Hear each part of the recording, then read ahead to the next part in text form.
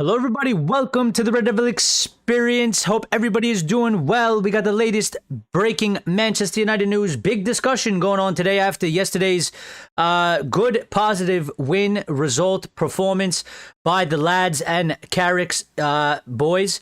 And Casemiro obviously scoring a goal, and he's been a big talking point today.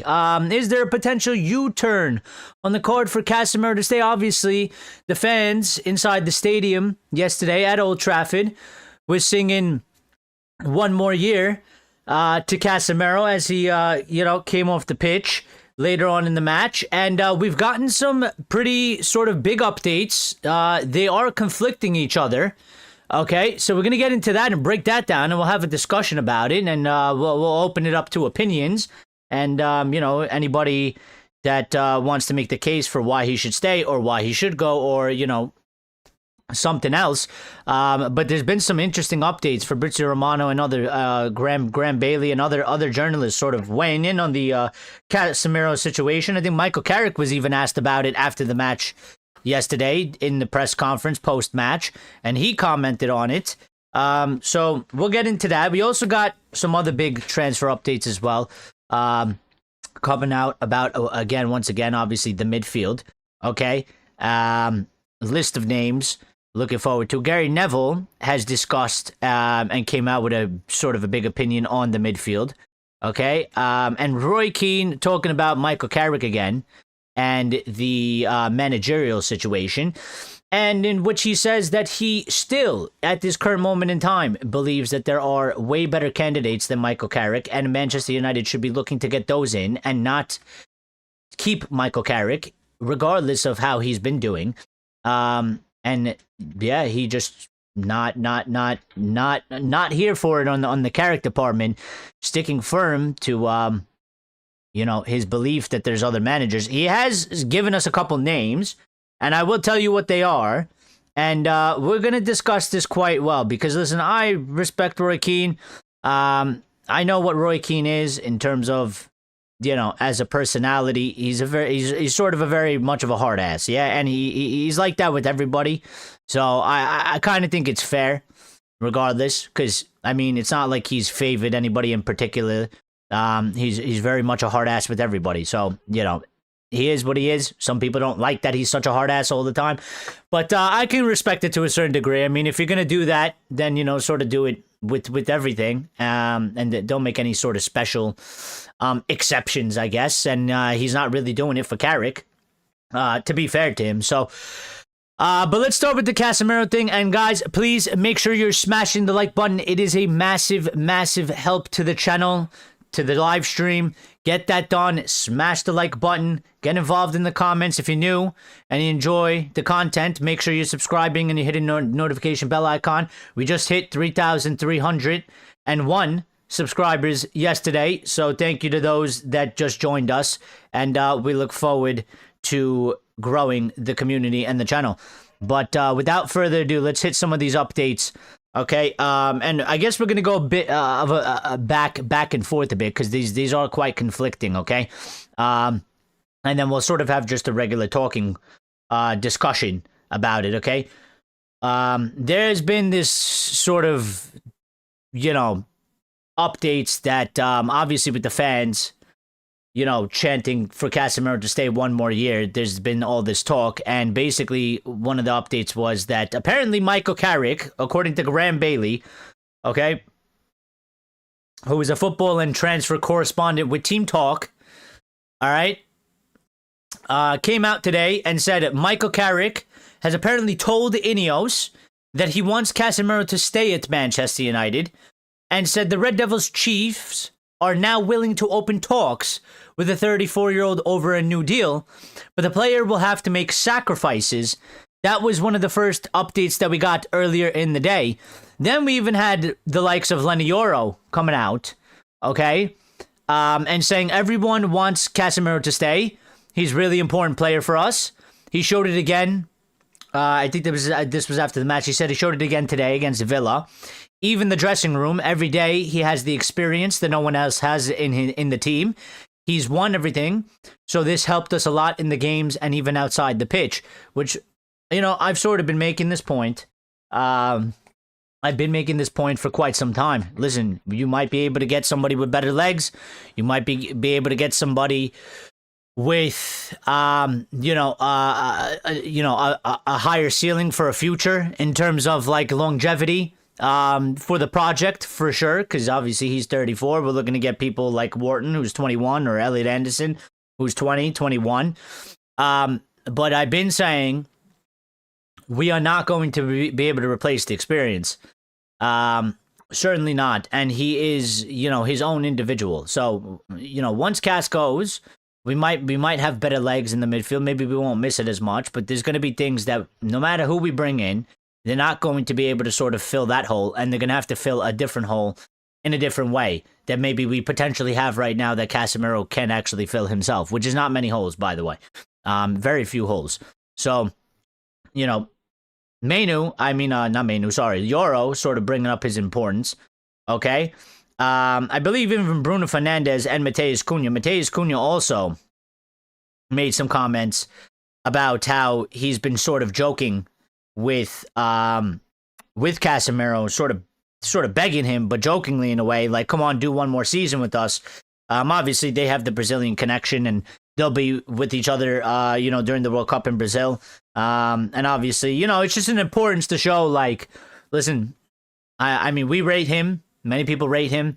The only thing that we may have ever had a problem is that that wage is pretty ridiculous.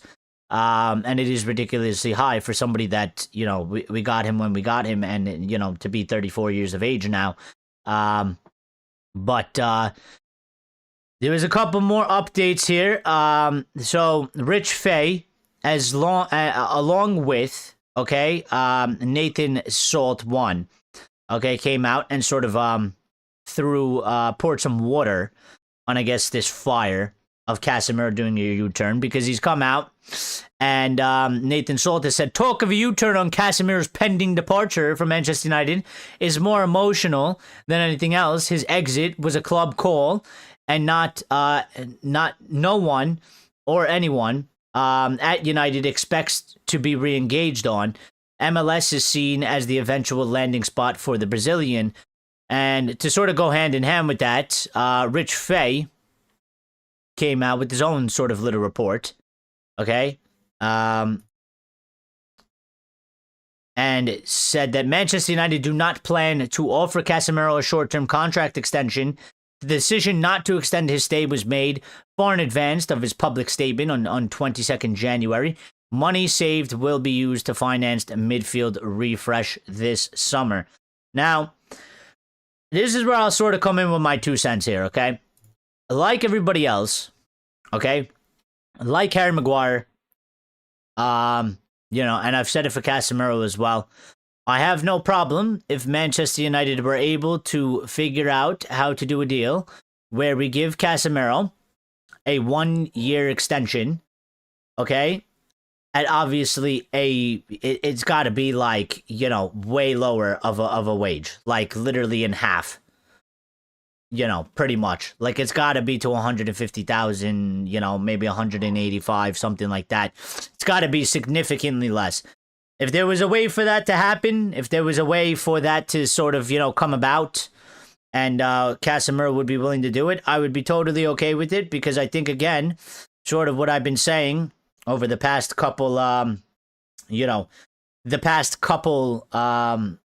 shows and months, is that there's a certain level of experience, and the midfield job that I'm looking at right now, yeah, it's all good. We need a regeneration. We need to go spend money in there. We need to spend, like, a good chunk of money, and on good buys, It's got to be done. The refresh needs to happen. The update needs to happen. There's no doubt about it. But I'm sort of looking at it, and we've been talking about this for a little bit, and actually, funnily enough, Gary Neville, who I don't always agree with, gave his sort of 2 cents on this as well. But I'll get into that after I make my point. My point is, you look at the midfield, and after this season, in my mind, the way things look, there's only Kobbie Mainoo. Kobbie Mainoo is the only midfielder. And Cass and Mainoo have done well together Since Carrick has come in and brought Manu back into the fold and started starting him every week. Okay, they've done really well for well together. They've helped us, and it's going good for this season. But next season, we're going to be in Champions League. We're going to be playing at least 2 times a week, maybe sometimes 3, depending on the fixture list and the period, okay? We're obviously going to be looking to go further than we did this season in both the Carabao Cup and the FA Cup.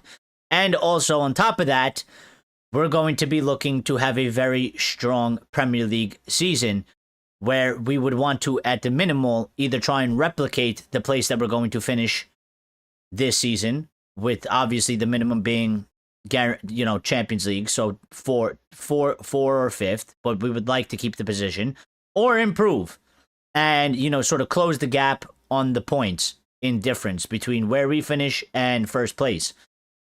So, I would, if there was a way to keep Casemiro, if he was willing and if he came and, to sort of the board or whatever, and he was like, listen, he's like, if you guys want, I'd be willing to stay for 1 more year. I'll take, a significant price cut, wage cut. Okay. I'll reduce my wages by 50% if that's something you're interested.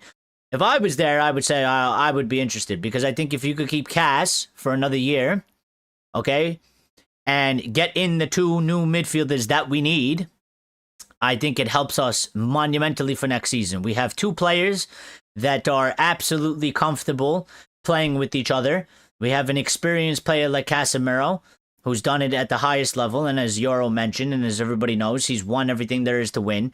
And there's this experience that has helped monumentally for all the rest of the players that may have not done what he's done in his career. Okay? And we need those sorts of, we need that sort of player. I think the continuity of keeping him here for next season would be very, very helpful to us. I think it would be better for the squad. We wouldn't maybe have as much turbulence as I kind of feel like we're potentially going to have next season.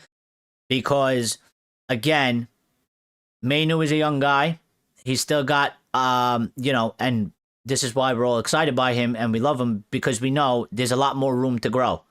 And he's not near the final product. But when you say those things, there's also, a little bit of a drawback on that side in terms of that there's less experience. He might have some ups and downs, which is expected to do early on in your career. Okay? So I think the best course of action for Manchester United, if it was able to happen, and part of me feels like Ineos, Sir Jim has mentioned Casemiro for a couple times, okay? And he sort of singled them out as sort of this bad transfer deal and one that's sort of a waste of money. But, I mean, you look what Casemiro gives us on the pitch, okay? I don't think maybe the transfer fee was too bad, but I think obviously the wage was way too high, for anybody. I think that wage is, if we're not winning Premier Leagues and we're not winning Champions League, that wage is way too high for anybody at the club.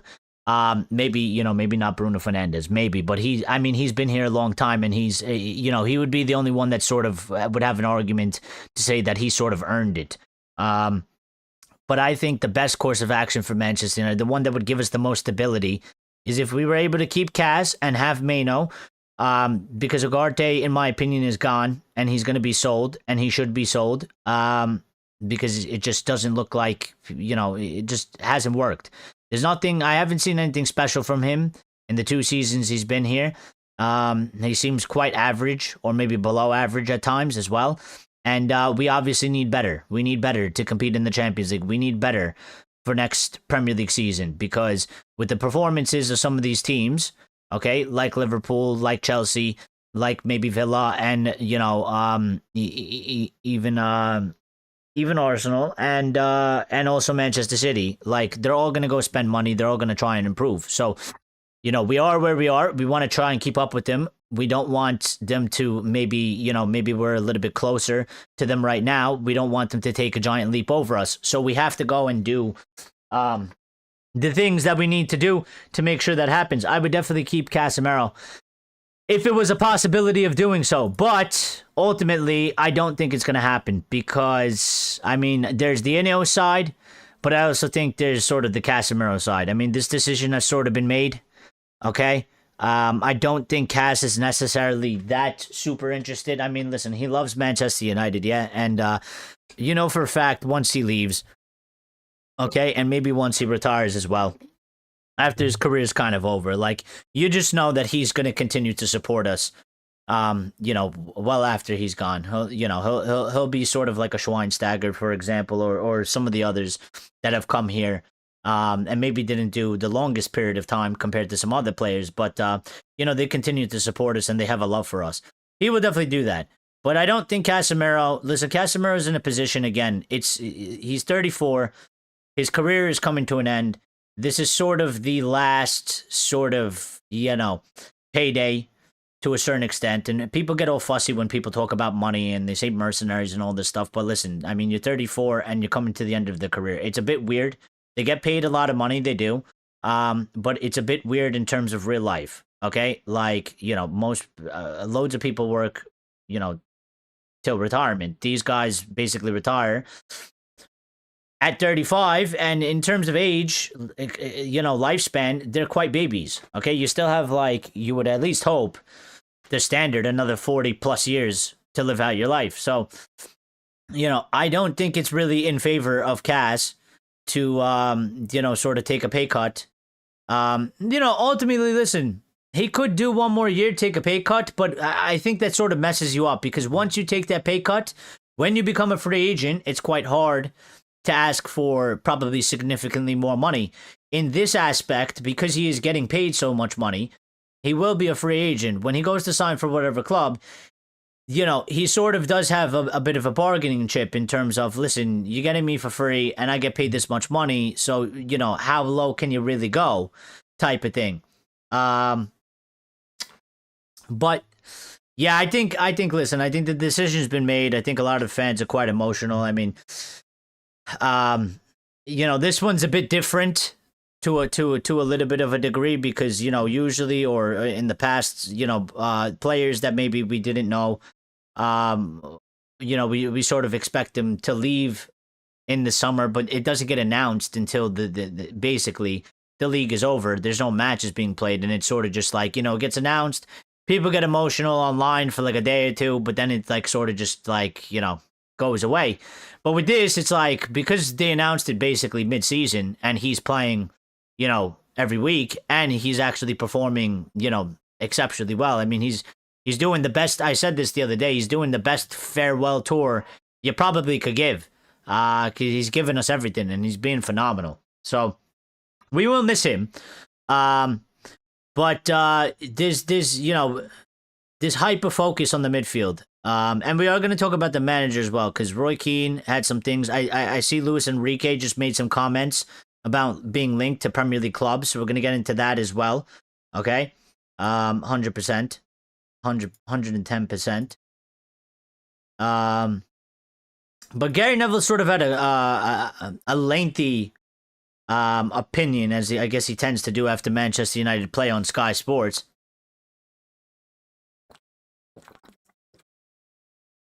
And Gary Neville had this to say, okay, since we're going to be talking about the midfield a little bit. All right. Gary Neville said, the center of midfield is a problem. Maino and Casemiro are doing a great job right now for Michael Carrick. However, Manchester United fans, he said, in this stadium, know that it is going to be nowhere near enough when they start playing in the Champions League next season. It is more than likely United will qualify, and when they play a bit further in the FA Cup and Carabao Cup, and they are playing in the Champions League, they're going to need 3 or 4 really good midfield players. At the moment, you've got Maino, a midfield player you can buy into, but you can't really look at any of the others and think that is going to work. Casemiro is leaving, and Manuel Ugarte, I think, will leave. They need 2 really good central midfield players, probably one that's more positional, like Michael Carrick type, and one that's more of a destroyer. I don't think the back needs looking at, but the midfield would be the real focus in the summer transfer window. Okay, couple things there. One, I partly agree with a lot that Gary said. Okay, I've been talking about this for weeks now. All right, and we've been talking about this, and I've been saying that again. And I mean, I just said it right before I read this. I look at this squad. Okay, I'm thinking about summer. I'm looking at the players we have, and to me, Cass is already gone. Ugarte, he's being transfer listed and sold. And so when I'm picturing the midfield, and I'm picturing, positions, I'm picturing Mano and 3 blank spots. That's what I'm picturing. I'm picturing Mano and 3 blank spots. That's essentially what we're looking at, okay? And I do agree with Gary on the fact that we need to spend money. We need a strong midfield for next season. Okay, and for future seasons. I mean, this isn't just for next season, okay? This is supposed to be, we do, the proper buying so we secure our midfield and secure our team over the next multiple seasons. The hope would be obviously 3+ way longer, all right? 3, 4, 5 years, all right? Now, he talked about the type, and he said one like Michael Carrick and one more of a destroyer. Listen, I think it's argumentable. It depends, obviously, who the manager is. It depends what they actually want for their team setup. Okay, and I think actually, I think the reason why I said that is because he's trying to strike a balance there, which I get. But for me, I break it down even more simpler. Get 2 players that complement each other, okay, and get 2 players that complement the squad. Simple as. I don't really need to go too deep into it, and get all analytical or tactical about it. I would say in the simplest terms, get 2 players that complement each other, and get 2 players that would be able to complement the team for what we have. And that's what we need. And then obviously that they can play in the Premier League and compete. But we are looking to do a Premier League raid on teams, according to some reports. So yes, and what else did he say? Oh, and then the last part, I also don't really agree with him on this. He said, I don't think the back needs looking at, but the midfield would be the real focus in the summer. Well, obviously the midfield is the real focus, and the midfield has to be the real focus by default because of sort of what you just explained, Gary, and what I just explained. We literally don't have a midfield. We have 1 guy. We need 3.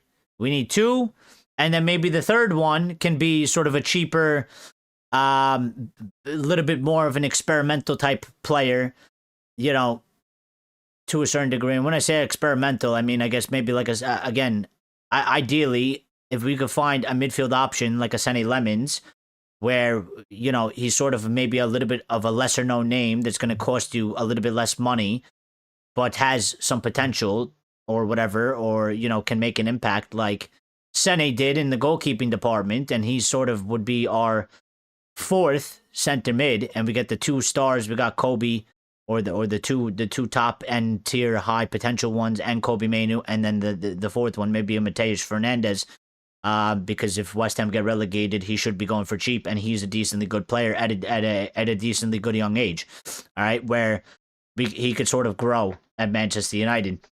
Lawrence says he should be paid what he's worth, Uncle Casse, but I doubt Ineos operate like that. We need as big a squad as possible for 2 games a week again. Bit of goals fest in the Brentford Wolves. Is it really? I forgot the game was going on. What's the score? 2-1. It's about to be half time. 2-1 Brentford. But I mean, listen, Cass is, I would say Cass is getting paid probably, more than what he's probably worth to a certain degree. And because of the wage, I mean, I think it's less now because we're not in Europe, so it got cut down. But obviously, the standard $350,000 a week we were paying him. I never liked that wage. I don't really like wages like that. I would find it very hard to give it to anybody, and especially if we're not winning Premier Leagues and Champions League. If we're winning Premier Leagues and Champions Leagues, and you're here for numerous amount of years, and you've helped us do it, then I think fair play. You get to argue that. Like I said, the only one currently maybe in our squad that has the right to argue for a 350,000 week wage would probably be Bruno Fernandes, because he's been here for like 5-6 years, and he's carried us throughout seasons on his back, and he's been our best. He's sort of earned it to a degree. He hasn't won his Premier League or Champions Leagues, but the longevity of here and what he's done for the pitch throughout season to season to season, he's at least earned that. Yeah. So thoughts on Ahmad and Dorgu's best positions? Well, Dorgu, I think, is one we have to continue to wait and sort of see a little bit, because it sort of got disrupted. Yeah. I mean, Dorgu has been Dorgu, especially when Ruben was here, was sometimes quite shaky defensively.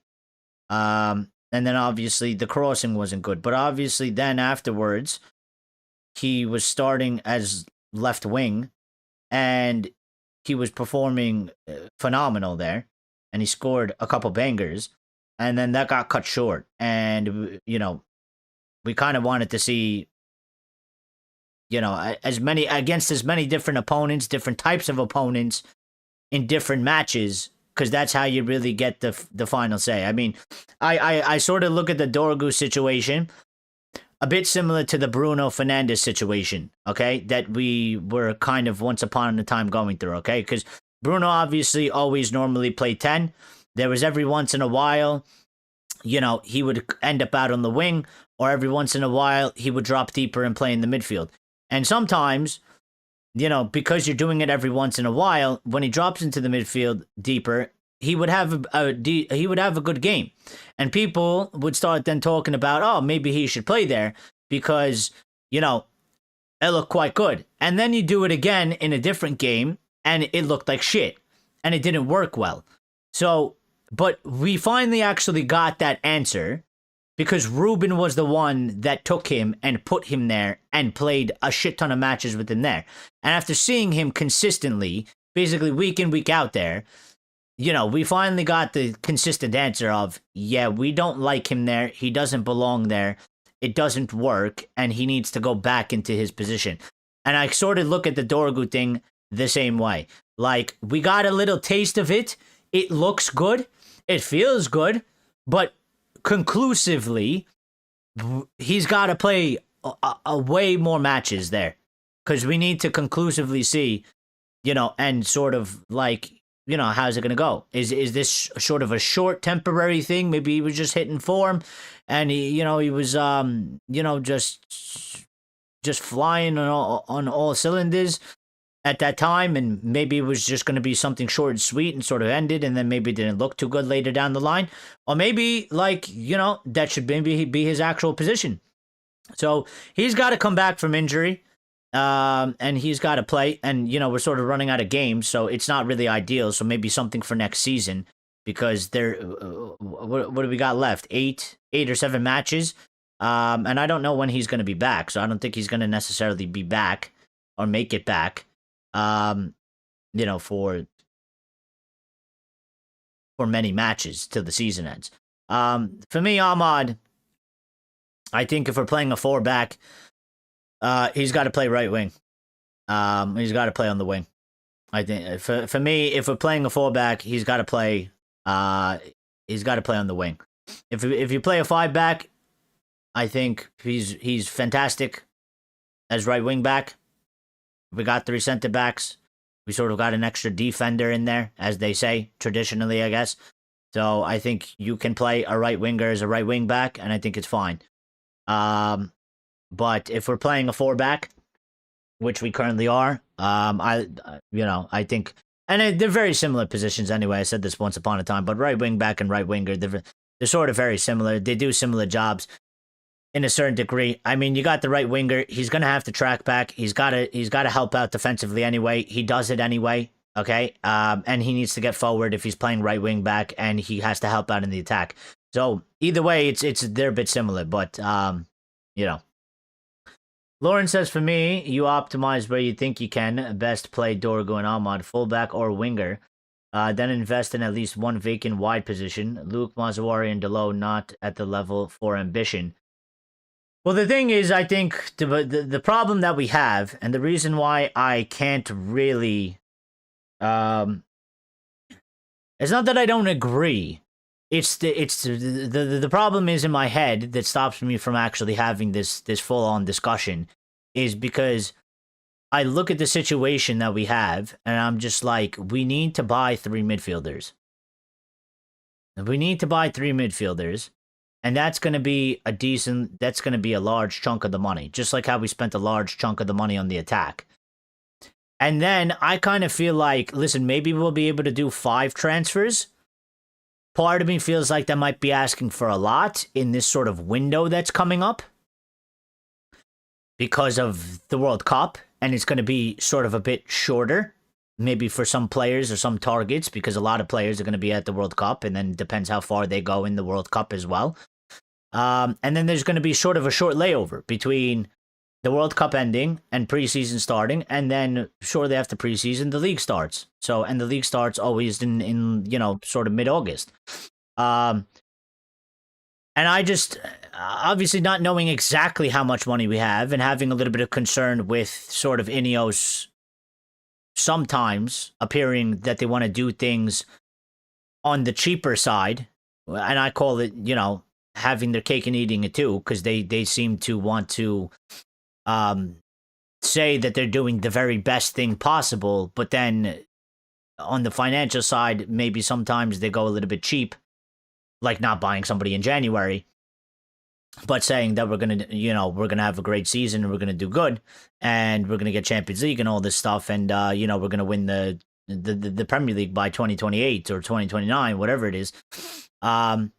For me, I'm sort of where I'm at is we need to spend, and we're gonna spend massive amount of money in the midfield.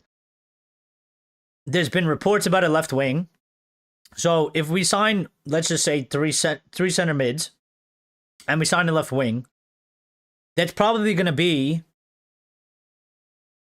a good 180 to 200 million on well, a little bit more. 220 million, something like that, on 4 players. Are we going to have any money left over to be able to get in a left back or a right back?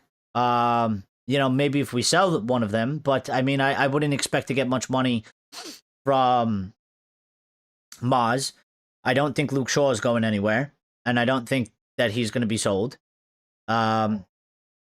And I think if we're going to get any money for anybody, it would be Diego Dalot, but I don't even think that the club want to sell him because I think they like him. So I don't know if we would be able to get in left back or right back. I don't know if we would have necessarily any more sort of cash to be able to do that. And I don't know if we would be able to necessarily sell the players. Now, we do have, Harry Amos, who's on loan. And we do have somebody like Tyrell Malacia, who is obviously leaving the club and is no good. So in that department, we sort of have to make, sort of a replacement there. Because as it stands right now, with Dorgu out, and Dorgu is sort of this one player that you can technically use him in both positions. You can use him as a left back. You can use him as a winger, as we just were kind of basically doing. But we obviously need more depth. We would have sort of enough depth with Maz and Dalot on the right, but on the left, depending on what happens, if we buy a winger, then maybe Dorgu gets shifted back, and that's your depth there in left back. But if they decide to move forward with Dorgu as a winger, maybe they don't buy a winger, and maybe then they shift to buying another left back, because then we will only have basically Luke Shaw, unless they decide to bring in Harry Amos into the fold. But I kind of feel like they might send Harry Amos on another loan. They tend to do that quite often. Lawrence says, well, the attack is only going through Bruno and Cunha, as we can see, so I wonder what will happen with our wide players. Midfield is Bruno-centric for now as the playmaker. Yeah, but, I think the midfield will help with that when they buy the new midfield. I think the players that we get are probably gonna. They should be able to listen. If you get Elliot Anderson, who's supposedly our top target right now, the one that we're pushing the hardest for. I mean, he does both sides of the game brilliantly, and he should be able to help in terms of the attack. So it maybe won't be so Bruno centric with him in there, and then depending on the other player as well. I think there's sort of a bigger question. I think I would be having a look at Mason Mount.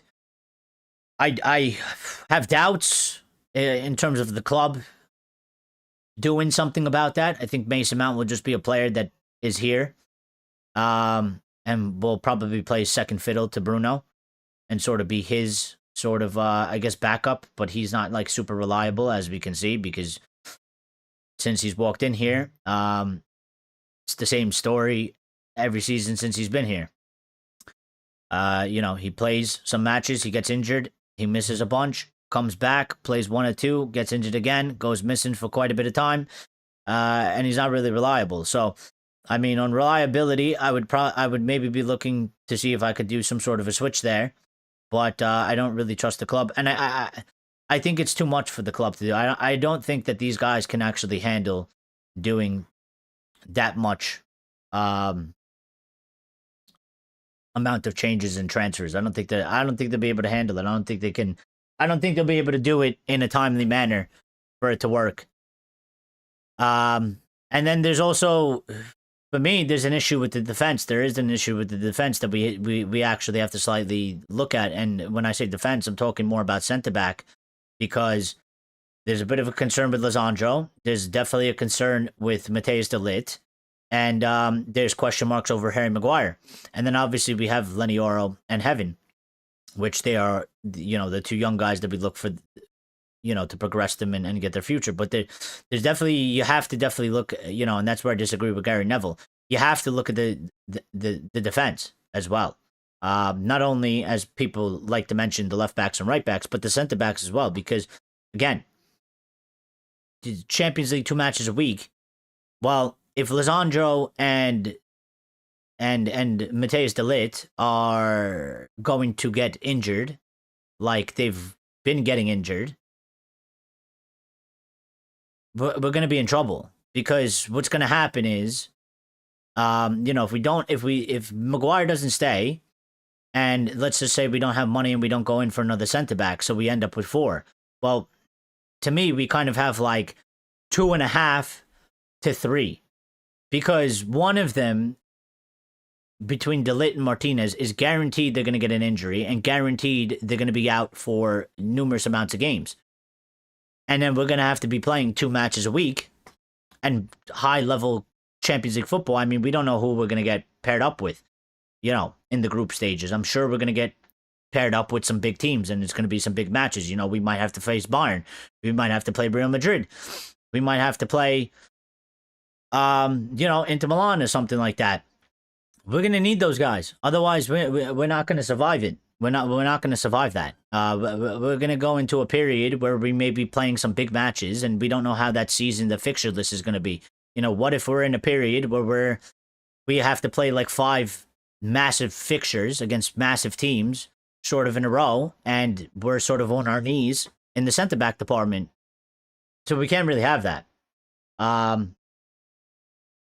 But when you start adding all these things up, it sounds quite overwhelming for the squad, to the factor of that there's no way that they're going to be able to do all of this. So somewhere, essentially, they're going to have to pick an area or a position where they're sort of going to have to ignore it for this summer. And when I mean ignore it, like they're just not going to be able to do business for that specific position. They're going to have to pick and choose one over the other, because the midfield is definitely going to happen. And then really whatever's left over from the midfield, it's either or, in my opinion. You're either going to do center back, you're going to get left back, you're going to get a right back, or you're going to get a winger. And I think that's pretty much it. I would like for them to do more. I would hope for them to do more, but I don't really feel that right now in my gut coming from them. They don't instill me with confidence that they're going to be able to do more than sort of maybe 4 signings. So Chad says people always say Bruno must play more in the center, but most of his chances creation come from the wide. Yeah, but he's no good as like a winger, right? I think where he plays in the center, I mean, I think it kind of helps that he has a bit of a free roam, so he can go out wide. And just sort of go all over the place. And the 10 is a good position for him to do that because it's not in the central of midfield, which is where he was playing before, which was obviously no good, you know. But I sort of see that as, I mean, he plays in the center. He starts in the center, his position's in the center, but if he's finding out the space out wide and he's making stuff happen from there, I think it's just, it's just sort of a plus for him starting in the 10 behind the striker. Lawrence is not optimistic for the midfield signings. Looks likely to be a couple of youngish lads who will develop like Baleba and João Gomez. Best we could do probably is get Warden as an interesting 8. Well, we'll see. I mean, there is a long list here, okay? And for sure we're gonna get guys in. And I'm not pessimistic on this, okay? I think some people obviously regard certain players over others, but I'm not too pessimistic because I think Ineos sort of with the profiling of the players and bringing players in, I think since they've come in, they've done a good job. And I would certainly say, without analyzing it too deep, just basically on a surface level, I would say that they've done more good transfers in than bad, which is sort of always the goal. I mean, that's just like what needs to happen. They're not going to get everything right. They definitely gotten a couple players in that, maybe haven't worked, but the majority have been good signings, good fees, good wages. So, I mean, we're looking at, there's this list. We got another list today. Okay, and we also got a sort of a second update. I think this one came from Samuel Luckhurst, though. So everybody's favorite journalist from The Sun. Okay, but Nathan Salt said central midfielders are the top priority for Manchester United, having put all their eggs in one basket to fix their attack last summer, and we're going to probably do the same for the midfield. So the list suggestions, as it stands right now, and there seems to be a name that changes. One name or one new name sort of gets added in there. But today, the list is Elliot Anderson, Baleba, Tyler Adams, Adam Wharton, João Gomez, Sandro Tonali, and Felix Nemeka. So there's significant competition for some of these players, like Elliot Anderson, for example, and maybe Adam Wharton, and definitely probably most likely Tonali. But there is options out there. I think obviously, if you end up with like a Tyler Adams and a Nemeka, and and you were looking at maybe like Elliot Anderson and like Adam Wharton, you're gonna feel a bit different about it. But I do think these players that we are listed with here, I think they are good, and to get 2 or 3 of them in, it'll help us significantly. I think we'll be okay. I think these guys. I think. Sort of looking at the list, I think you can make an argument for basically all of them that says like they have certain good qualities that would fit into our squad that can play in the Premier League. Felix Nemeka maybe is one that I don't know, because the rest of them, they're all Premier League players. They all play in the Prem. So there's that aspect at the very least. Then obviously you have to deal with playing for Manchester United and dealing with the pressures and stuff like that. But I think Ineos have done a good job with the profiling of player that they're bringing in players that can sort of handle that, pressure at the very least. But then we also sort of got a second update on the midfield. Okay. And this one came from everybody's favorite journalist, Samuel Luckhurst, working for The Sun. And he said, United have been monitoring Premier League players to strengthen their midfield, and club officials are in agreement that they need to recruit 2 players in that area. And this is where I have a bit of concern, because I don't necessarily understand the plan of that. Because to me, Ugarte is not a player that I think should be staying here. But maybe ultimately, maybe we don't sell him.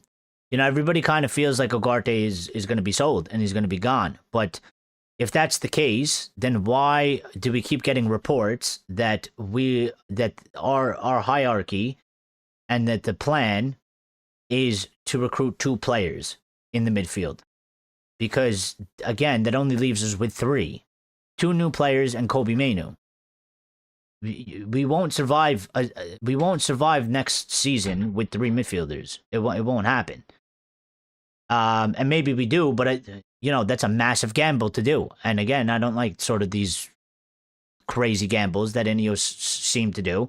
I mean, they did one for this season, okay, and I think they've been a bit fortunate because it could have gone very, very wrong. And luckily for them, they sacked Ruben, they got Carrick in, and Carrick's done good. And he's got us into a position in 3rd, and we look set to get Champions League football and finish very high, in the table. But, I don't really like these gambles. I don't want to go into next season and gamble with 3 midfielders. Why? I think it's a shitty position to be in. I think it's sort of like pinning yourself in a dark alley in a corner and hoping that you don't get fucked. I don't really like it when you can choose to go sort of down a different path and maybe don't go down the dark alley that might have a dead end, and maybe take a street with some light, with some street lamps, and take that path, and maybe it'll just be better. But Samuel Luckhurst here said that they are in agreement that they need to recruit 2 players in that area, and also said United have shortlisted Sandro Tonali and are also interested in Adam Warren, Elliot Anderson, Carlo Baleba, and Alex Scott. And see, this is how sort of the bottom of the list change. Okay, Alex Scott was mentioned in the other one, Tyler Adams was mentioned in the other one, and Nemeka was mentioned in the other one, but Alex Scott wasn't. Samuel Luckhurst mentioning Alex Scott here. He then goes on to say Warren wants to join a Champions League club, and Manchester City are the frontrunners for Anderson, with sources doubting United could compete with City over his salary demands. And I think that's probably the only place that we are definitely won't be able to compete with them to a certain degree. Is obviously if you look at City, they are splashing the cash, and we are obviously on a tighter budget with tighter owners as well when it comes to the wallet. And, if it comes down to it and sort of money, maybe money and then maybe a little bit of status, it comes down to the deciding factor, we will lose out on Elliot Anderson. I mean, I could see that happening quite easily. I think I think we have to not be afraid. And we got to go head to head for it, and we got to give it our best shot. And if he doesn't choose us, he doesn't choose us. So fucking be it. It happens. It's happened forever throughout football, and then we just go and pivot to the next best option that we can do. But I think in the past, and maybe even sometimes now, because United still have that weird thing that they like to go for players that sort of tell them you're my number 1 priority, and then they sort of just go for them instead of trying to maybe battle it out with some other players. And I don't necessarily always agree with that, because I think you sort of have to, you have to show the interest. You got to kind of shoot your shot as well. I mean, if you just kind of if you kind of turn yourself down before you even give them an opportunity to turn you down, then you're doing yourself a disservice anyway. So if they rate Elliot Anderson like it's being reported, okay, City could be the front runners, but we gotta stay in there until he actually fully rejects us and signs for City. Lauren says Ugarte, I still think is a midweek option, a European option, but then that's a minority opinion, as I personally like him as a center defensive mid option. Well, it could very well be. I kind of feel like he's quite out of favor. And but the thing is, again, this is where it comes for me, this is where I disagree with maybe the course of the ownership, okay? Because I would preference, and obviously would have to deal with Casemiro as well, but I would preference giving Casemiro a year extension at obviously a way lower wage. It would have to be half the wages. And if he was willing to agree to that, I would definitely keep Cas for another year, and I would sell Ugarte. And that way we would have our 4. We'd get our 2 new in. We'd have 2, which is our starting midfield right now, week in, week out, Kobe Mainoo and Cass. Okay, I think that would give us monumental stability for next season, and it would give us an aspect in the 2 new players.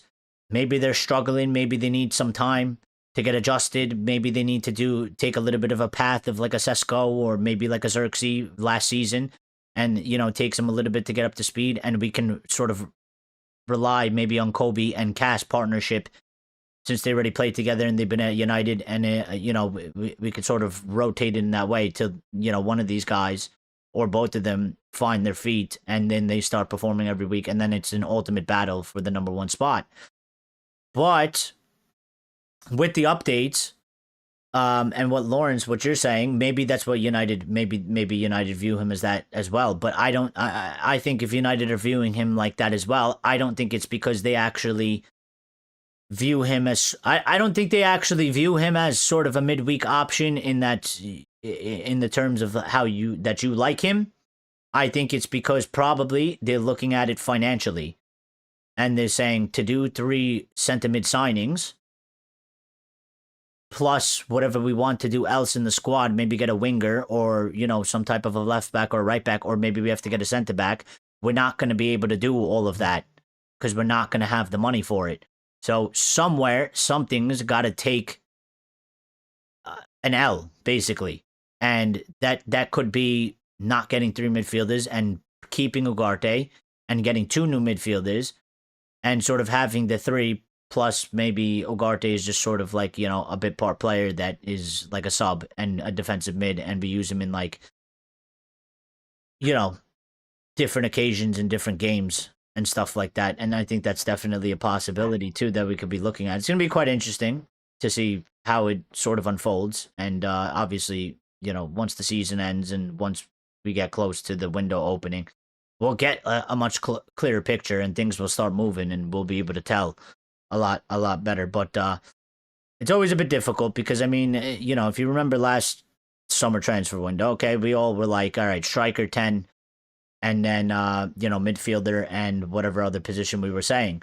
And then ultimately, like, sort of a bit out of nowhere, we just got hit with the curveball that, like, United decided that they were going to go for 2 10s. And then we ended up getting 2 10s, and no one in the fan base really had that sort of original plan. We weren't really lining it up like that. And then they ultimately ended up not signing a central midfielder for doing that. So I think there's always room for a bit of a curveball to happen in especially when we're in it. Okay. We also did get another update pertaining to the midfield. Okay, and this coming from the Mail Sport. I don't know who wrote this article for the Mail Sport specifically, but this is coming from Daily Mail Sport. And they said João Gomez remains firmly on United's radar for the summer 2026 transfer window. He's positioned as a potential Casemiro replacement or addition for midfield depth as quality, fitting the need for athletic, tenacious options. United are compiling options internally, with João Gomez listed alongside the names of Elliot Anderson, who is the primary target, Carlos Baleba, Adam Warden, Tyler Adams, Sandro Tonali, and Felix Nemeka.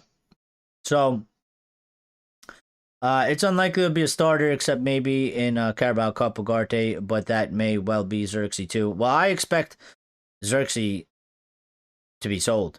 So I don't see, the thing for me is I just feel like Ugarte and Xerxes don't really fit the squad. And if Michael Carrick is staying, I think, Ineos have to do the top job, which is you look at those players, you say, well, I don't think they really fit. And so there's interest for both of them. It's not like you can't sell them. Ugarte has interest from some clubs in a couple different leagues, and Xerxes has interest from the Serie A, and there's a couple Italian teams that want him. Sell him, get money, and bring in a couple players, and maybe reach down a little bit. Like, not every guy has to be a superstar signing. Okay, and I keep saying this because it's just like you show me you could do it once, and if you could do it once, you could do it again. And I think they really need to turn up the heat on this in terms of, again, I was very unsure on Sonny Lemons because I knew nothing about him. I never watched him play. I don't do the clip thing. Okay, I don't get hyped up about clips because they're clips. I can make the best player look like shit. I can make a shit player look good with clips. I don't get too involved in clips. I don't watch the Belgium league. I never watched him play, so I didn't really know what we were getting. A couple people told me he was good, and I was like, okay, like, I'll give you the benefit of the doubt. You seem pretty set on that, but I was like, I'm waiting to see him when he comes and plays for us, and then that ultimately that way I know. And very happy with the signing, and I want more signings like that. We need more signings like that. We need to be able to split it. Okay, we might need an Elliot Anderson or a Baleba who's going to cost you 60, 70, 80 million, whatever it is, on a higher wage. But then to fill out the rest of the squad, we need to be able to find sort of these hidden gems, okay, that might cost you 25 million, that may be 21 or 23 years old from, a different league, Belgium league or whatever league it may be, could be the Bundesliga or something like that, and bring them into the squad to fill out the rest of the squad.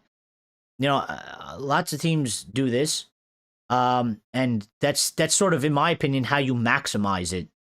But I don't know if these guys are able to do that. And obviously United doesn't have the best track record over the last 13 years of doing such a thing. So, Mason Mount too, you have that feeling Carrick coaching team doesn't favor him. I don't know. I do feel like they rate. See, like, the thing about Mason Mount is that just like he just can't stay fit, so he's not available. But I feel like these guys, like, there's a couple players in there, like a player like Delo, who many fans don't rate, but I think that I actually think that the manager and the people at United, they actually rate Delo, and it's not mostly like they rate him for his level of quality in terms of that they think he's like a magnificent right back. They rate him for other things. They rate him for his professionalness. They rate him for, his mentality, his attitude, stuff like that. The way he, sort of is as a player in that factor. I think even somebody like Luke Shaw, like, people, get on to Luke Shaw. They want him out. They would move him out. A lot of people would move him out, but he doesn't seem like one that they necessarily feel the same way about it. And then plus you probably add on the other aspect of, well, he's had that long list of injury proneness, and it doesn't, we never get a story that there's like some club out there that's interested in buying Luke Shaw. So it just seems like there's never anything going on and nothing's going to happen in that department. When I look at Xerxes and Ugarte, they're available to play. They're sort of two players that, I mean, they've only been here for a short period of time. They're both in sort of their second season or going into the third. And they haven't really gone on to improve. And they're not getting many chances and they're not getting many minutes. And there is an argument that you can use them more. Somebody like Mason Mount, I think they rate his ability. I think they rate his vision. I think they like him as a player. His issue is obviously that he can't stay fit. So, which many fans sort of feel like, you can't stay fit, you're no good to us, we move you on. But then I feel like the club sort of ignored that aspect, and they're just like, yeah, but he's a really good, technical, talented player, and, we rate him. Because Ruben came in, and he sort of did the same thing. He raved about Mason Mount. I think Michael Carrick likes Mason Mount in terms of what he can do when he's on the pitch, but he's not reliable. So I think there's this sort of split between the fan base and how we look at some of the players in the squad and how they're looking at players in the squad. And that's why I feel like, we always the fan base always comes up with these long lists and these demands and expectations of what they think should happen and what's going to happen. And it never transpires fully because there's always this like different viewing of the players. Like, I'm sure if we took a poll throughout, like, the fan base as large as possible, I think there would be a significant amount of people that would say sell Luke Shaw. There'd be a significant amount of people that say sell Delo. People would definitely get rid of Ugarte. Xerxes, some people like him, but I think they would probably vote him out as well, and they'd probably vote Mason Mount out as well. But I don't think all that's going to happen. And we do need to get more depth, but we also can't be just keeping players just for the keeping players the sake of depth. We need them to be able to fit the squad and have quality as well. So that's where they have to get their job done. That's where their sort of expertise is supposed to come in, because they got to be able to figure out ways to maneuver to make this happen. Because if we're just keeping a player, in my opinion, if you're keeping Xerxes and you're keeping Ugarte, and maybe they play bigger roles next season because we have to play more matches, but again, they just don't give me the feeling like they necessarily fit our team. They don't fit the dynamic of our team. Well, are we not doing, again, what we've done for the past 13 years, where we're just essentially keeping players for the sake of keeping players because we're sort of forced into it? You know, I don't really agree with that, and I don't think that's such a good plan either. It's not ideal for Manchester United, and for sort of, you know, the transformation of the team.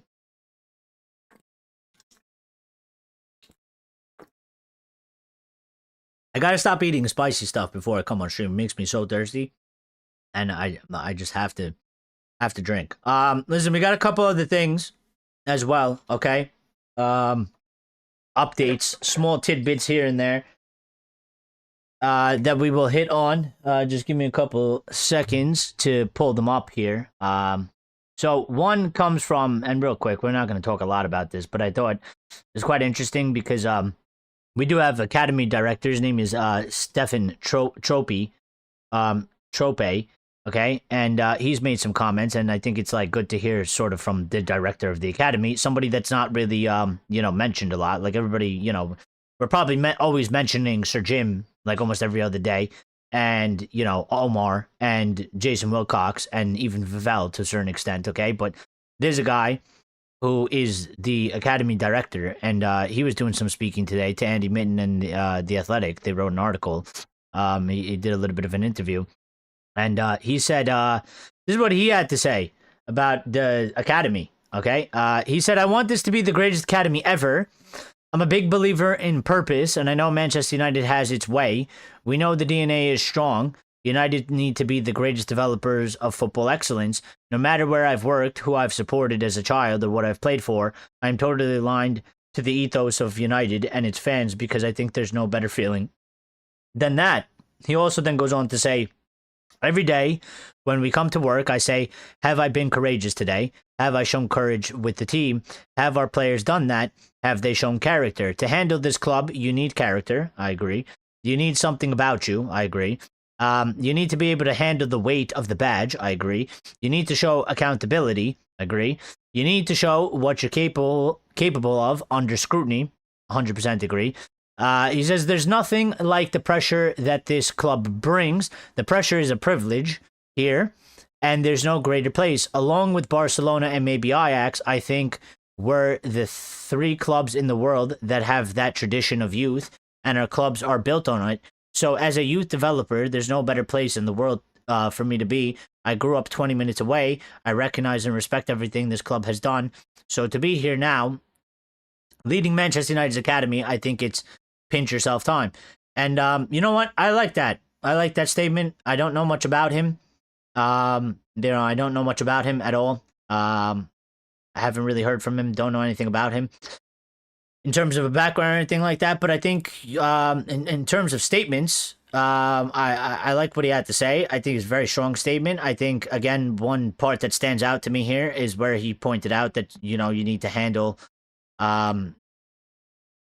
this club, you need character.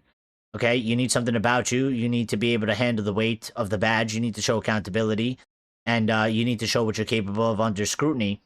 And that sort of that big line. I mean, Mateus Cunha made sort of a similar statement before the season started, where he said, you know, the pressure is a privilege here, and that he welcomes it.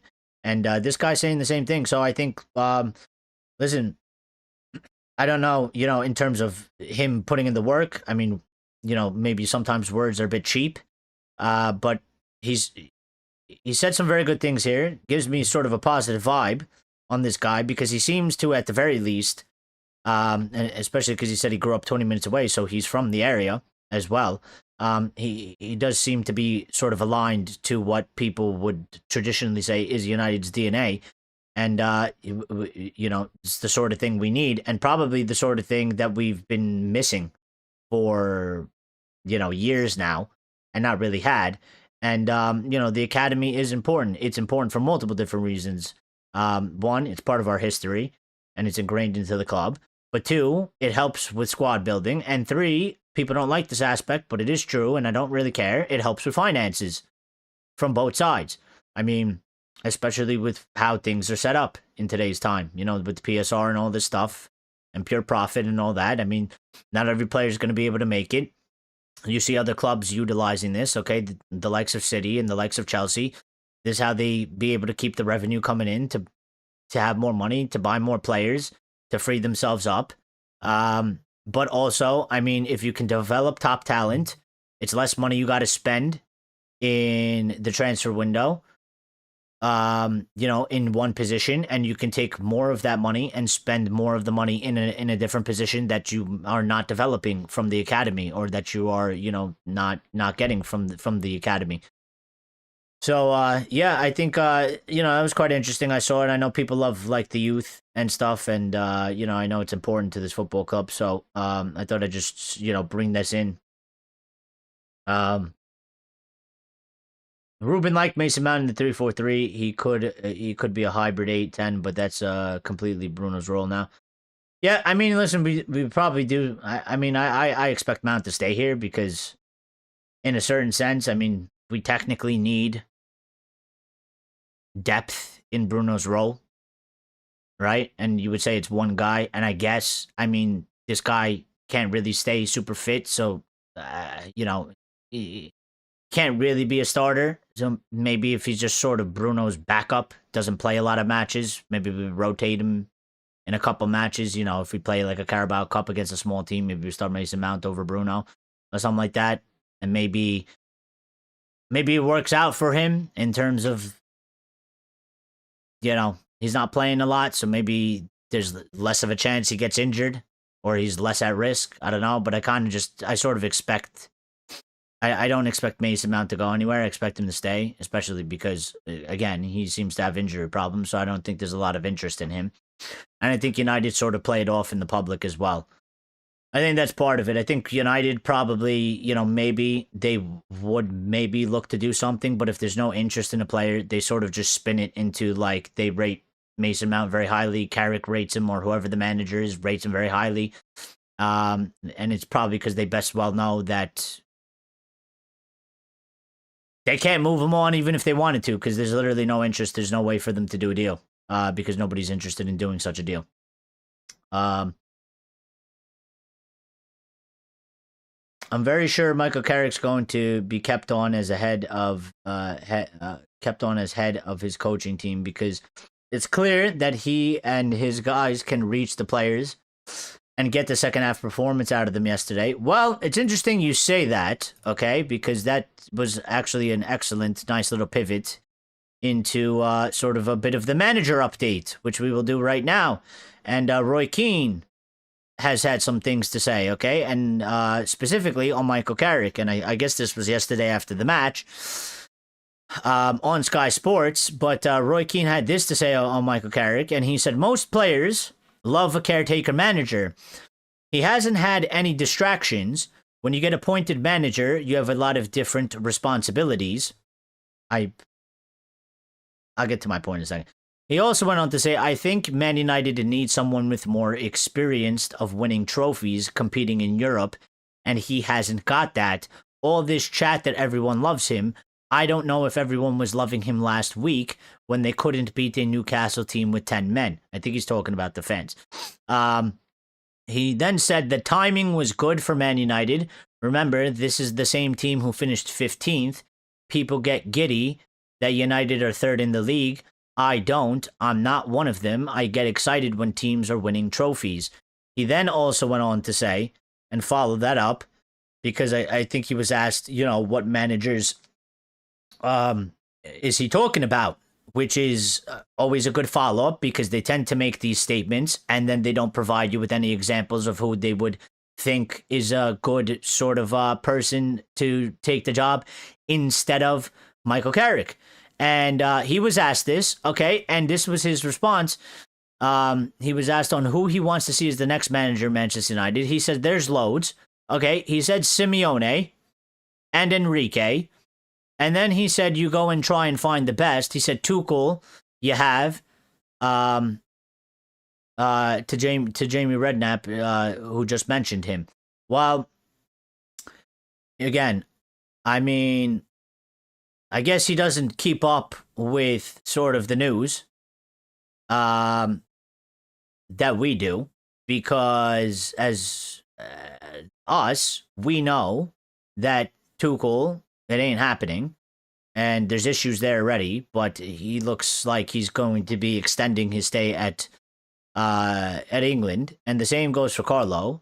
And then Enrique doesn't actually seem to be on the table. So, because we could try to go for him, but as far as indications go, we don't have anything that is substantial that says that he's actually going to leave or looking to leave or willing to leave PSG. As far as I feel the situation right now, I think Luis Enrique is quite happy and comfortable at PSG, and it looks like he will be there next season. So, basically, the three examples he gave us, two of them are already gone, and they're not feasible, and they're just not going to happen. And then Simeone, I sort of laugh at, because Simeone plays this football that, while he's an experienced manager, he plays this football that will not fit, and we just had this whole fight over United DNA. Simeone's football is not United DNA. It won't be accepted. It won't be accepted. Nobody's going to be happy playing matches, sitting back constantly with like 30-40% possession and counterattacking every single team we play. And that's what it'll be, because that's what Simeone does. I mean, that's what he's done his whole time. Atletico Madrid, that's his football. Do they score goals? Yeah, they score. Like, it's not like it's ultra defensive, but I'm just saying that aspect I don't think really goes well. And plus, I don't think Roy Keane is maybe completely off of it. Okay, we've been having this conversation. We've been saying that, like, listen, there is a sort of a different level. I do accept that when Keane says that. I do accept that. Listen, you get a Tuchel, you get an Enrique. It is definitely a different level than Carrick, and I think, if you're offering us that up, if you're saying there's a situation where it's like, well, we absolutely can get Luis Enrique, or we can keep Michael Carrick, I think that's grounds to have a real serious discussion, more than, you're talking about Carrick or De Zerbi, or, Areola, for example, versus Carrick. I think it's two totally different aspects, two totally different conversations. But Keane is sort of leaving out the other aspect, or maybe he just doesn't know about it, in that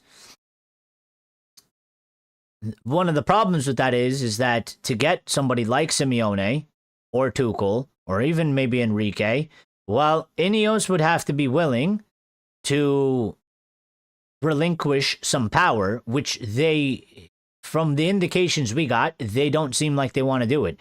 It was actually part of the tiff with Ruben Amorim, which was like on basically his last day in his last press conference, which he sort of made it a point. And the reason why, he said, I'm not Mourinho, I'm not, these guys, but I am the manager of Manchester United, and I will be treated like one, and I won't be treated lesser than, because this was sort of the power dynamic struggle. They were sort of trying to take more power away from him and give him less control. And he obviously didn't like that aspect, because he had a certain level and it was maybe promised to him. And, if you're in that position, most likely you're not going to like or even accept somebody taking shit away from you and end up with less, generally. But this is sort of where this aspect comes into play now, because you're looking at somebody like De Zerbi, who's been named with us, maybe a Roberto Martinez, maybe Iriola, Michael Carrick. These guys will not demand the level of demands that a Simeone, an Enrique, a Tuchel, an Ancelotti will demand.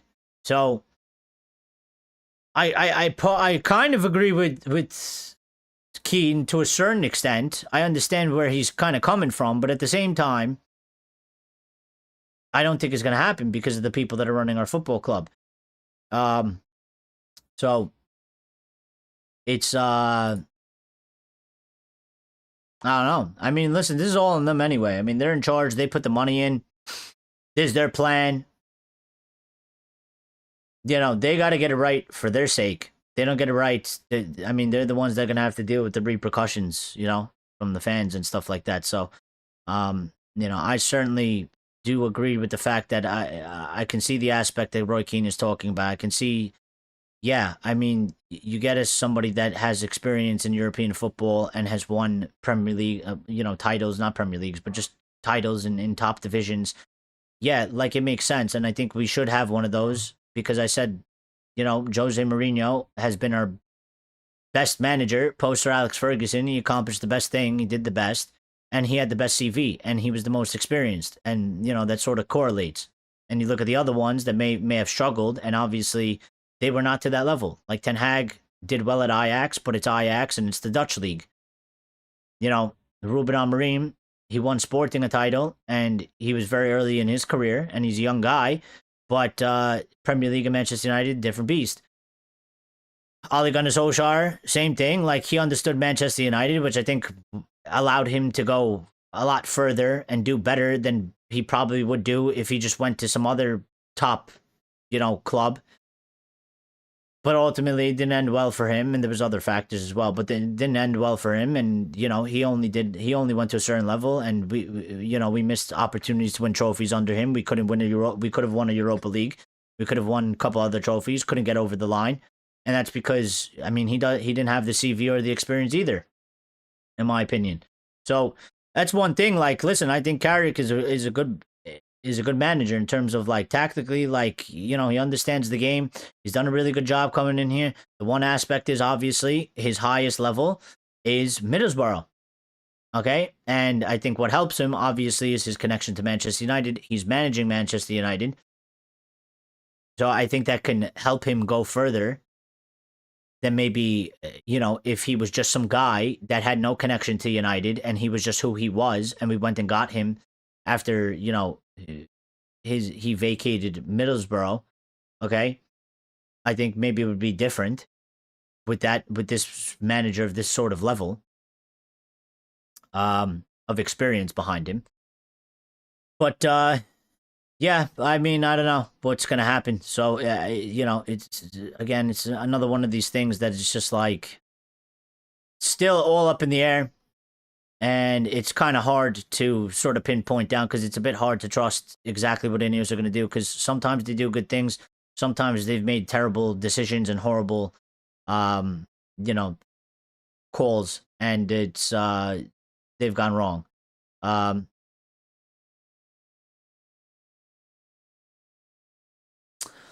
You know, I do sort of think, though, in the grander scheme of things, like for us, that we probably have about,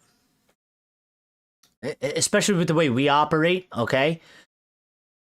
Doing what we're doing, if we continue on sort of getting the right calls on the players, and like building out the squad, and if we could actually pick a manager and we get the manager call right and we get some sustainability in that area, all right? And we just, you know, don't get in a position where we go backwards and we have to sack the manager and stuff like that. We probably have about another like 2 summers of basically like buying and selling until we can actually look at that team and say, all right, we can actually go win the league now. Like we can actually go, like, until we enter the season and we say we're making the full push and we're actually going to go for it and we're going to, you know, we're going to do it. We probably got about 2 more summers. And I think you can maybe speed it up a little bit if we were able to do any business in January. but we don't, we tend to do next to nothing. I mean, last January, not the one that just passed, but the one before that, we did one signing. We needed, immense amount of signings for Ruben at that time. Okay. We did one signing in Dorgu. This January, we did 0. So if we were able to add in Januaries into that, we'd be looking very, very good, I think. If we replicate sort of what we've been doing over in the summer windows since Ineos has gotten here, I think definitely in 2 seasons, maybe the third one might be needed for the ultimate push. But in 2 summer windows, we would be in probably the strongest position we've been in quite a long time. So we'll see how that goes for us. Here's Mr. Carrick, by the way. What he is talking on Casemiro. This is what he's done is have a brilliant first season and a brilliant last season. I've been in the middle. We'll try to forget about it. Yeah, shut up. When you first arrive, everybody loves you and thinks they've got a top player. He's going out with a brilliant swan song, but it's probably the right decision for Manchester United looking to recruit in that area. Well, I think, again, listen, I mean, the wages was always a thing. And if there was ever to be able to be a compromise, same thing for Harry Maguire. If you could compromise it, there's nothing wrong with a 1-year extension. We used to do it all the time. It used to help immensely in Fergie's teams, okay? We'd give players like John O'Shea or Wes Brown. I mean, there's the more obvious ones like the Giggsies or the Scholesies, okay? Who were the top tier legends, but we gave them 1-year extensions into the final ladder of their stages. We used to do it with tons of players. It would help the squad. It's a player you can rely on. You know what you're going to get. They got experience. They've been through stuff before. They can help the transition of some of the other guys coming in that's new. They can lessen the load on the team when you're under pressure or when the team is struggling. So, but I just think in these circumstances, like, it's not going to happen. I think, United, especially Sir Jim, has always had a problem with Casemiro being on those wages, and I think Cass isn't going to, again, he's in his final parts of his career, one last sort of payday. I don't think he's going to lower his wage to that amount to stay for 1 season and then probably try and go to, the MLS or something and have a bargaining chip in the contract negotiations when he goes to sign a new deal of that his wage went from $350,000 a week to $150,000 a week. And, how much money are they going to give him? He stands to make more money if he signs for a new club, leaving this season where his contract was at a $350,000 a week wage. Then if he stays for 1 more year, we lower it to 150 or 200K, and then he leaves after that year. Because they're just going to not go as high as he would get it now, for sure. So I think from both sides, decision has been made. I don't think anything's going to sort of reverse it.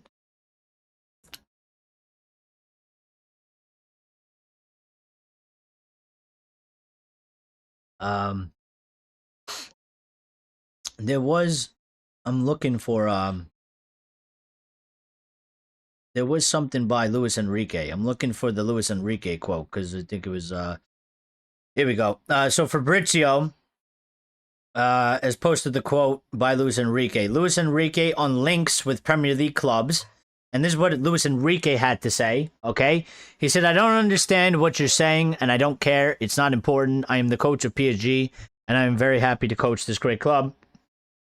So pretty much a fairly even PR response there. I mean, he kind of brushed it off, dismissed it, that he doesn't know, what you're asking about on links to Premier League clubs, basically saying, I have no knowledge of that at all. I'm not talking to any Premier League clubs. Not looking to leave. So, yeah, I think ultimately he would be a very good choice for Manchester United. It would take us up definitely a couple levels, but it doesn't seem like he's going to go. Not at this time. Maybe in a year or two. But I don't think, and with that stance as well, I mean, here's the other aspect. To get him, we'd have to pay to get him out. And I don't think Ineos don't seem like they want to do that. And this is why I sort of have this balancing act of trying to criticize them and not criticize them, because ultimately they're playing games to a certain extent. I don't like the full aspect of it, okay? Because they're clearly trying to push this narrative that they're gonna have that they're doing the best possible search and the best possible things for the club. But I just kind of feel like it's all a bit of a stretch, because it's not actually true, is it? Because if that's true, well, then you would be willing to go to whatever club if there's a manager and you say, well, this is a top tier manager and, you know, he's the best of the best. You would be willing to go to that club and pay the money to buy them out. And I don't think we are. I think we're looking at managers. I mean, the list of managers that we have, most of them, and the ones that are constantly linked to us, Michael Carrick's already there, and he ain't gonna get he ain't getting paid the money that Enrique is gonna demand, or Tuchel or whatever it is. Okay, and then you look at like De Zerbi, he's not in a job. Okay, which is why he's probably high up on the list. Ariola, I don't know if he's leaving or not, but he won't cost a lot. So, you know, this is what I'm saying. Like they pretend like they're under the guise of like they're gonna do the very best job, but is it the very best job? It's not. I don't think you know, that's not accurate at all. It's again, it's like having your cake and eating it too. They're trying to pass it off as they're gonna do this, the most amazing thing that that anybody's ever seen. But at the same time, you look at how they're going about it, and there's definitely an aspect from their thinking of, well, it's got to be, you know, cost effective. It's like, well, cost effective means that, you know, most likely, sometimes in some scenarios, that you are not going to get the best of the best.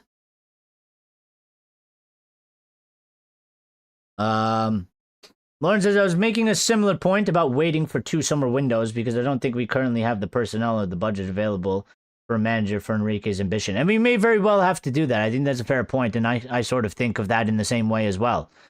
And this is why I was trying to say in the past shows, like, we have to define the project. And they need to be way more clear about it, because they came out with this sort of thing. And I listen, I don't think many people sort of believe them on it. You know, I think it's more of just United fans' sort of demands and I guess standards that they have themselves, more so than what Ineos come out and talk about, you know, project, whatever it is, 2028, 2029, whatever it is, to win the Premier League. But I do think that, like, obviously, like, you can go about it 2 ways. I mean, you can get the guy, okay, that is at the higher level, such as like an Enrique or an Ancelotti. You can get him in now. You can do that. We might not maybe necessarily have the personnel or the budget, but you can bring them in, and you can still make strides with them. And then, you know, still do it over the next 2 sort of summers, or 3. Maybe it'll take the 3rd one, but you can make very positive, strong strides. Or you can also go down the route, which we potentially may be going down this route, in terms of, like, you have a Carrick or somebody to that degree. And Carrick is here, and he's already started doing it, where he's basically brung in, you know, a stabilization. And he's doing a very good job. And, you know, he sort of has to keep us to a certain level over the next couple of years and see how that goes. And then maybe, you know, 2 to 3 seasons from now, you get to a point where United, like, let's just say in the next 2 to 3 seasons, right? We finish, let's just say, argument's sake, we finish 3rd this season. We get back in the Champions League next season. We have another good Premier League campaign. Back in the top 4, back in the Champions League. We have a decent Champions League, you know, run. You know, maybe he gets a trophy like a Carabao or a FA Cup. Maybe he doesn't, but we have decently good runs. And then we do it again the season after that. Well, that's like 3 seasons in a row that we just had like 3 very good sort of seasons overall. Okay, after that period of time, one, we should be more attractive. Two, we should be able to sell the project way better to players and to higher tier managers. And three, we should be able to get higher tier players. And we should have more money. So four, by being that consistent.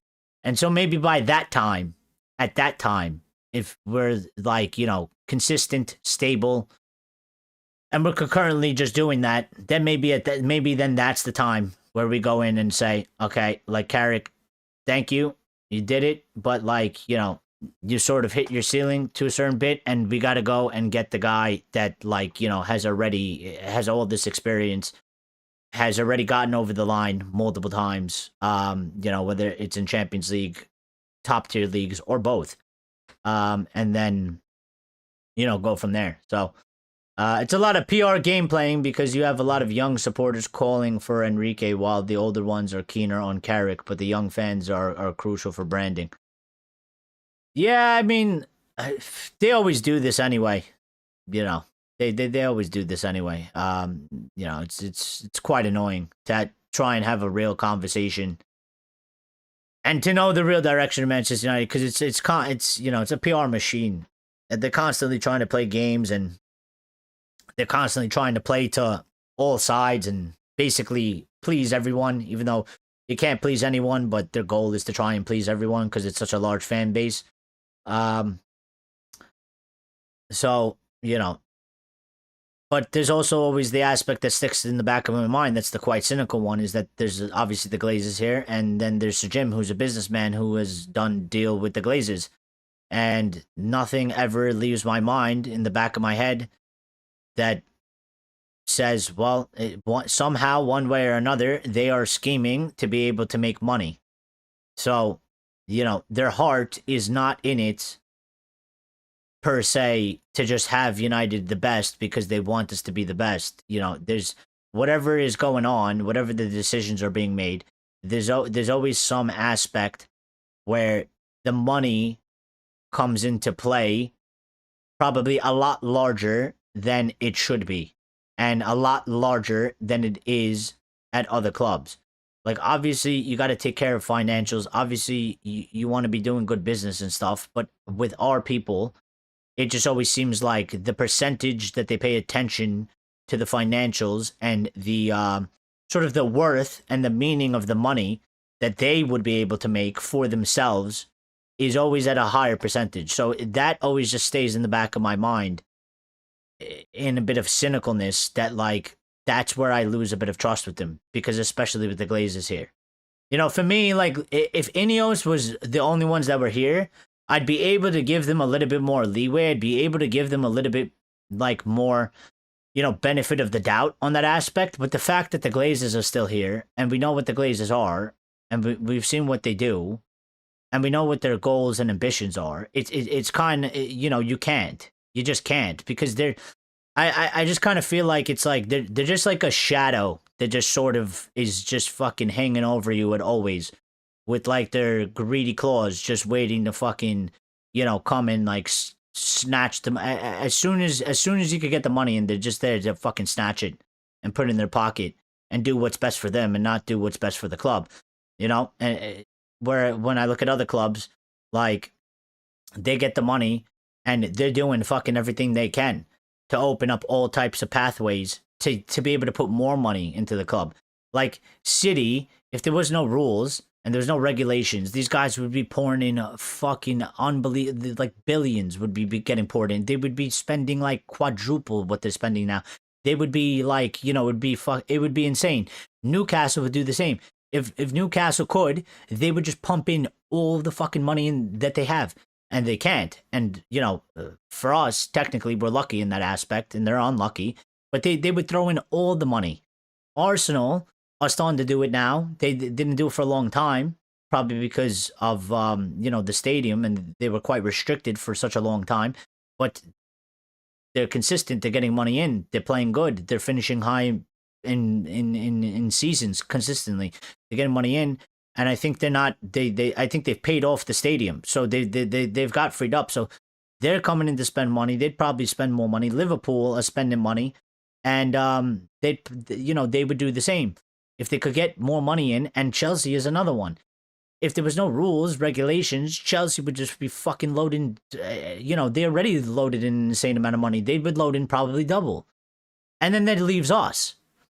And you look at us, and there's no way you can say the same thing for us. There's just no way. We are, that's where I feel like we suffer the most. It's just like, I look at our club, and it's like, I could say that for all those clubs. And I'm like 99% sure that it's accurate. But then you put us into the picture frame, and you don't get that feeling, do you? You don't get that feeling. You don't actually believe that, because most likely than not, I mean, you've seen them. Like, these guys, they don't want to put the money in. They want to take the money out. So, let's just see if we got any other sort of loose ends we got to tie up.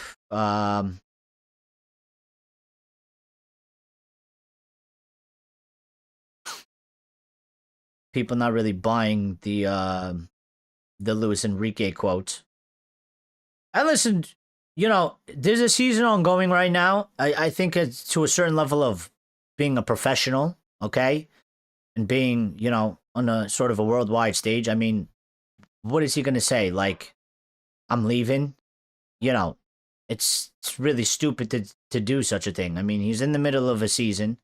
Okay, well, the season's coming to an end. He's in Champions League. They got an aim to go and win the Champions League again. All right, so he's not going to share his, maybe those were his true feelings, but maybe he's going to consider it after the season's over. Maybe he does leave, but we're not going to get it now, and we're not going to know about it. So, but people not really buying that. I don't know, but I guess maybe that's just people being wishful. Or quite hopeful. I mean,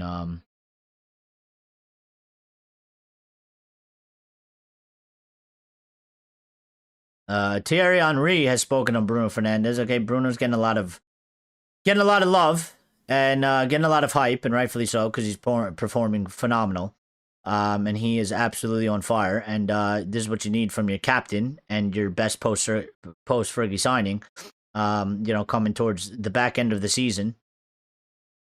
Coming down to the end of the season, and he is on fire. Thierry Henry has said, "My name for Bruno is now Breno. I call him Breno Fernandes. This guy thinks I love him. I always liked him. What he's been doing at Man United in some difficult moments for the team is outstanding." And that was on Sky Sports. So praise from Thierry Henry. He also said, "Speed without control is useless. But if you can control the speed of your brain, then you are going to be faster than everyone on the field. And Bruno Fernandes has it in abundance. And I've mentioned it before. He doesn't play football. He thinks it. He did it so well on the weekend against Aston Villa." And and I think I've been saying that, especially for this season, he has seemed to sort of figure that aspect out a little bit better. Okay, you think back maybe a couple seasons ago, 2-3 seasons. There was a lot of times where we've talked about maybe a little bit lack of composure to a certain degree in terms of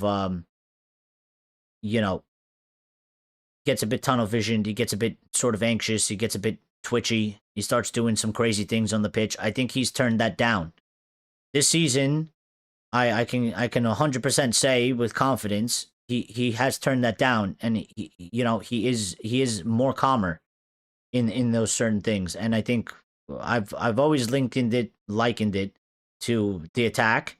I think he has a good rapport with Cunha, and I think he trusts all three of them, and they have a good quality of level, and I think that obviously helps in the trust being there. And he's giving them the ball, and I think he just has a better feeling in the team and his teammates around him, and the mentality and the attitude than maybe he once upon a time did with some other players that used to be here in some previous versions of the squad. And I think that's helped him. And I think he's calmed down to a certain extent in that area, and I think that sort of goes with what Thierry Henry is kind of saying there. So Um,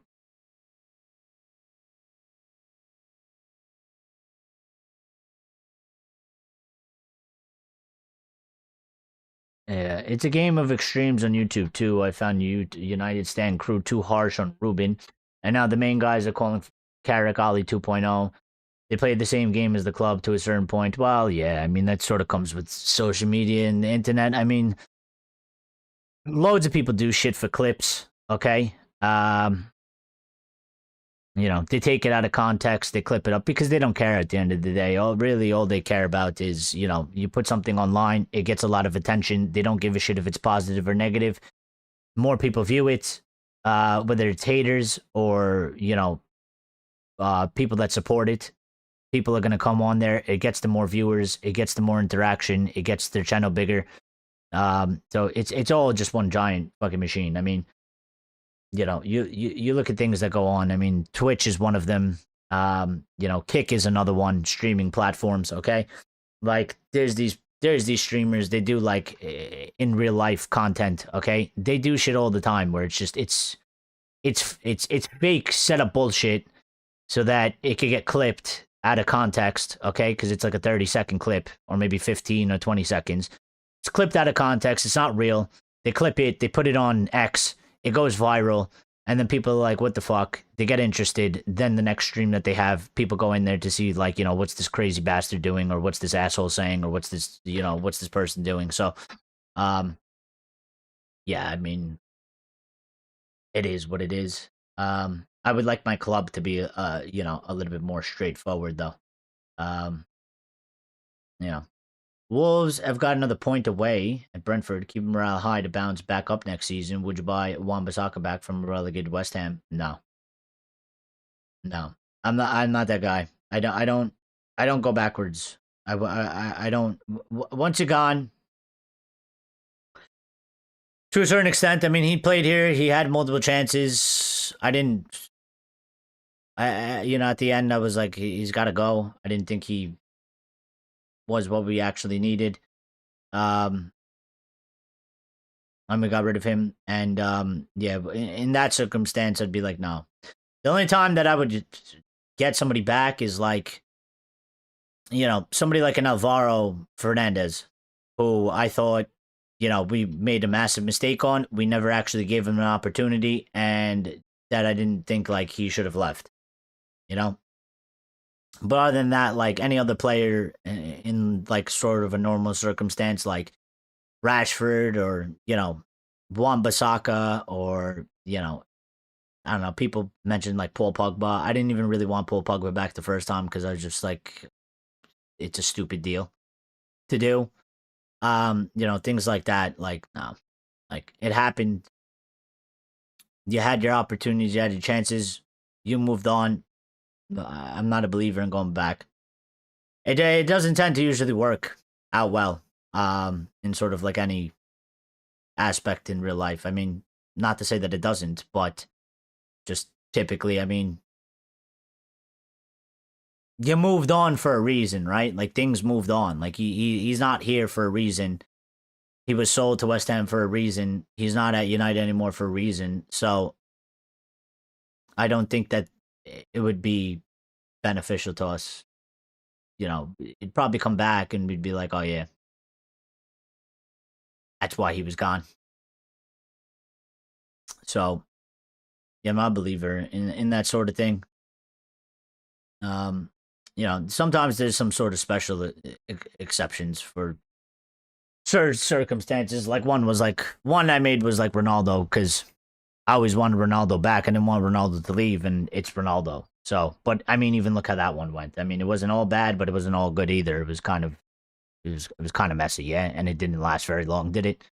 So, and it definitely had some positives, but it definitely had some negatives as well.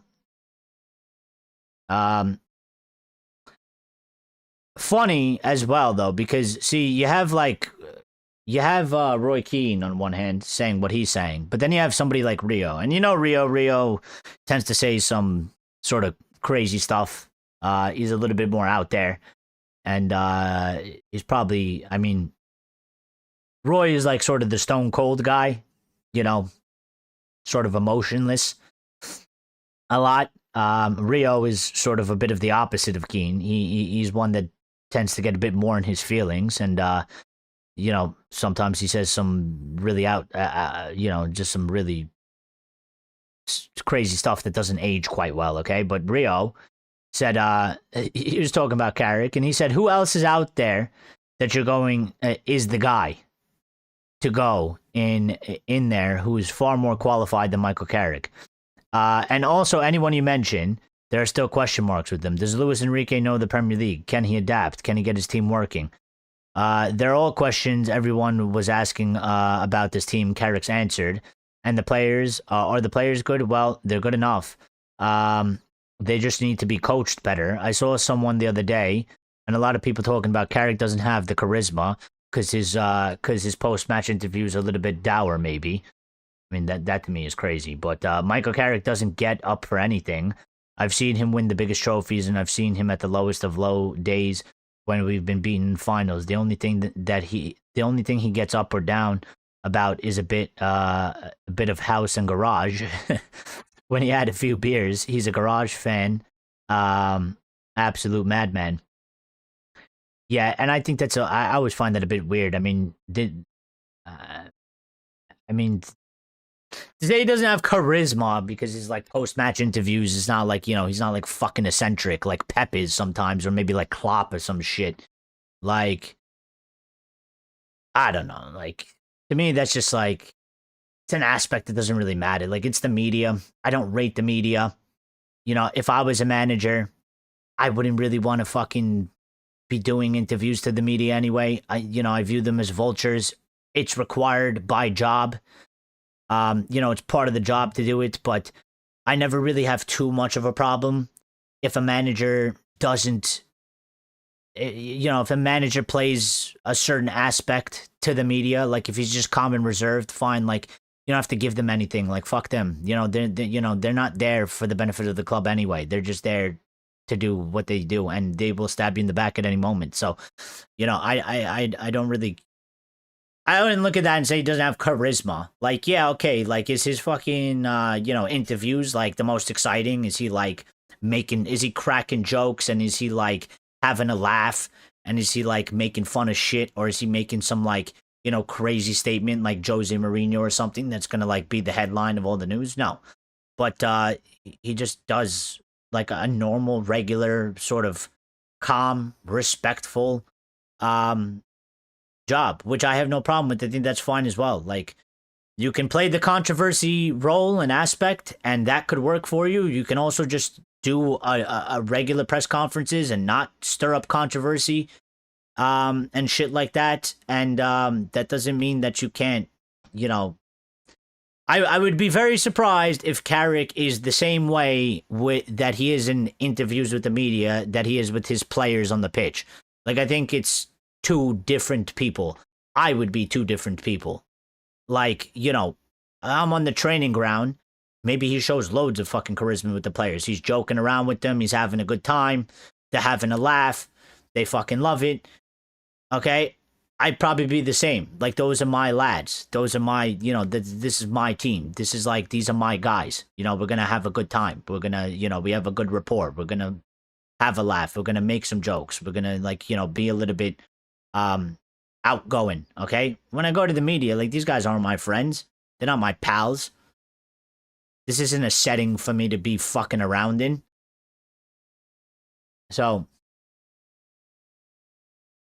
I just don't see the point of constantly pushing for the Enriques when they know the reality of the executive management of the club and its current financial state. Well, I think part of it is that they're sort of trying to make a point that they're saying, well, the standard of Manchester United should be a manager like that. And I guess what they're trying to do is they're trying to hold the standard of that against the board. Like, in a certain way, I guess they're trying to put the pressure, to a certain extent, against Ineos.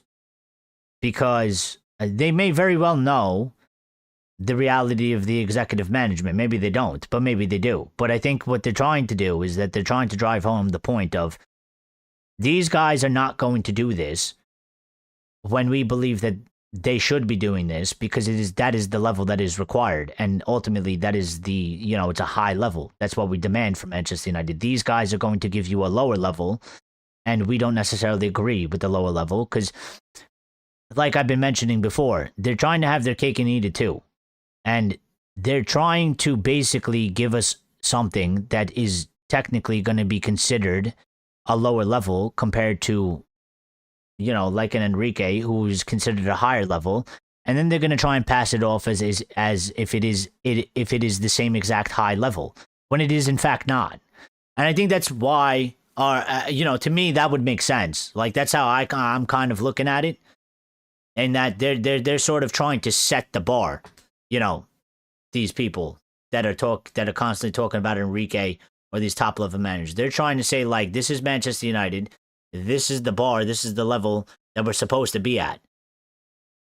In the back of their head, most likely, they're probably like, yeah, they're not going to do it, are they? Because they know, they don't really rate these executive management. But they're sort of putting it out there to say, no, this should be the level. This should be the bar, and this is what we should be going for. They're not going to get it. They're going to give you something else. And, we don't really have too much faith in that. We don't think it's the best option. And, watch how it sort of works out. And ultimately, then they'll say, if it doesn't work out and it fails, they'll be like, well, that was my feeling all along. And that was the reason why I was saying what I was saying. So I think that's why they sort of do that as well. I mean, it would be nice if they sort of further explain that and sort of said that while they're making their point, because then it's like clear cut. Right, but to me, that's what it makes sense. Like they're pretty much just trying to say the bar is supposed to be here, and I pretty much they're like, I'm expecting the club to not hit that bar. The club's gonna go below this bar, but the club should be going to this bar. Lauren says the only argument I get, and I made it myself, is that only Jose Mourinho had the star power as a manager and got the level of respect required while that lasted. Well, yeah, he had the CV, and he was the experienced manager, and we sort of were trying to make, those sorts of signings as well. These mega signings for mega money, star signings, Galactico type. I mean, Ed Woodward was there at the time, and he spoke about it, and he spoke about how he wanted to do Galactico type signings. I think other managers, like I think Klopp, when we tried to get Klopp at one point, or I think even Pep, and like they were talking about like that this is what they offered them and told them like, we'll go sign whoever and anybody, and we'll sign the biggest guys. I think it was Klopp, and he said he didn't really want that. That's not what he was really looking for. And I think that's why he said it felt more like Disneyland or a circus, whatever it did to him. So, but yeah, they did it under Mourinho. Danilo says Sesko was fantastic. I am hoping we can get Mason Greenwood back. Yeah, I don't think that's going to happen, my friend. But yeah, Sesko has been really good.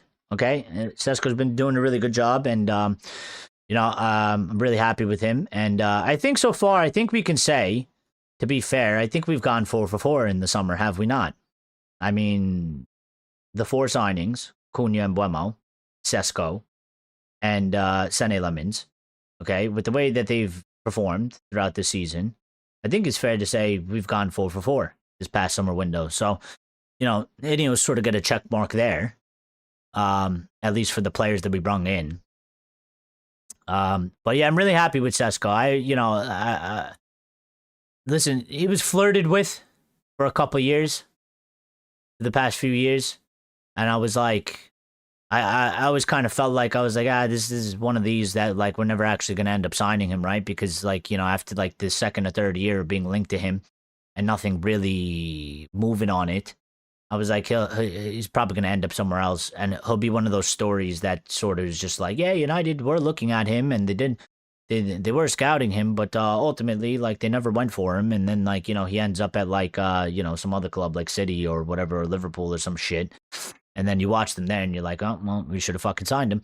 But we did end up getting him, and the one thing that excites me the most about him is that striker instinct, the shooting, the sort of the finishing, the shooting instinct of Sesko. It's a real striker's shot. It's a real striker's sort of finish. You know, some of the goals that he scored this season, like only an actual real striker, somebody that has potential to be like a top tier level elite striker, okay? Like that is going to score those goals. The one he scored against Burnley was, to me, still insane. You know, I think to me it's one of the best goals of the season because of the way the ball came in, the way his body is, the way he strikes that, and then where the ball goes into the back of the net as well, the placement of the ball into the net. And only a real striker, you know, and we've had, in the past, we've had real strikers, okay? You know, Van Nistelrooy, loads of them, Rooney, loads of them. So we know what they look like, and we know what they can do. And I feel like, you know, we have one with this guy. He needs more time to develop more parts of his game. But it's sort of a good feeling to have an actual real striker because we haven't had one in like such a long time. And for the longest time, that striker position was just like, it was a black hole. It was a death sentence. It was, you know, a graveyard shift. It was players that didn't have the ability, that were, you know, below par, that couldn't get the job done, that were unreliable. So, you know, it's good. It's good. And he's performing very good. And I'm very happy for him. And he's getting shit done, man. He's getting the ball in the back of the net. He's getting us 3 points. He's come up big in a lot of matches, especially since Carrick's come in. So it's looking quite bright and quite good for him. And I'm very excited for him to finish out the season and then ultimately for next season. You know, ultimately I'm very excited to see what, you know, how much improvement and how he's going to step up his game to an even higher level next season. I'm looking forward to it. And I hope the team, one thing I would like to see a little bit more is those crosses we put in the first half when he wasn't on the pitch versus Villa. I'd like to see that more often in more games and when he's on the pitch and, you know, to his head. Because I think if we do what we were doing and we were putting in some...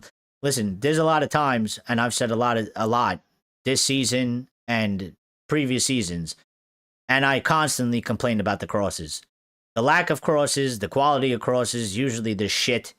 And, you know, I'm a guy that's one where, like, I can definitely, you know, I played these positions. I played winger. I played center mid.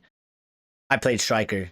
Okay, and as playing a winger or striker, I kind of have a vision of both sides of the game because I know where I want the ball to come into. When I'm in striker, I know I know where I want the ball to come from. I know the angle of it. I know the height of it, the speed, you know.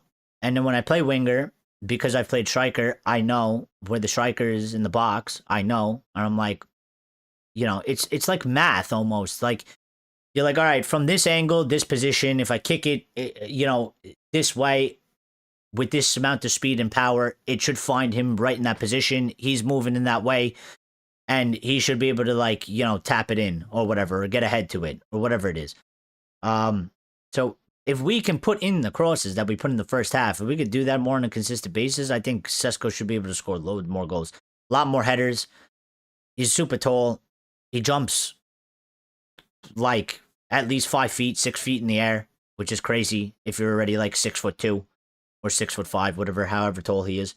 So yeah, but on Mason Greenwood, yeah, you know, I mean, you're not the only person. There's a few people out there, or a bunch of people out there, but I don't think that's gonna happen. I think there's two parts to this. Number one, I actually think a lot like Marcus Rashford, and I said this once upon a time before he actually left. And I think it's true now. And I think it's quite evident from the updates we're getting.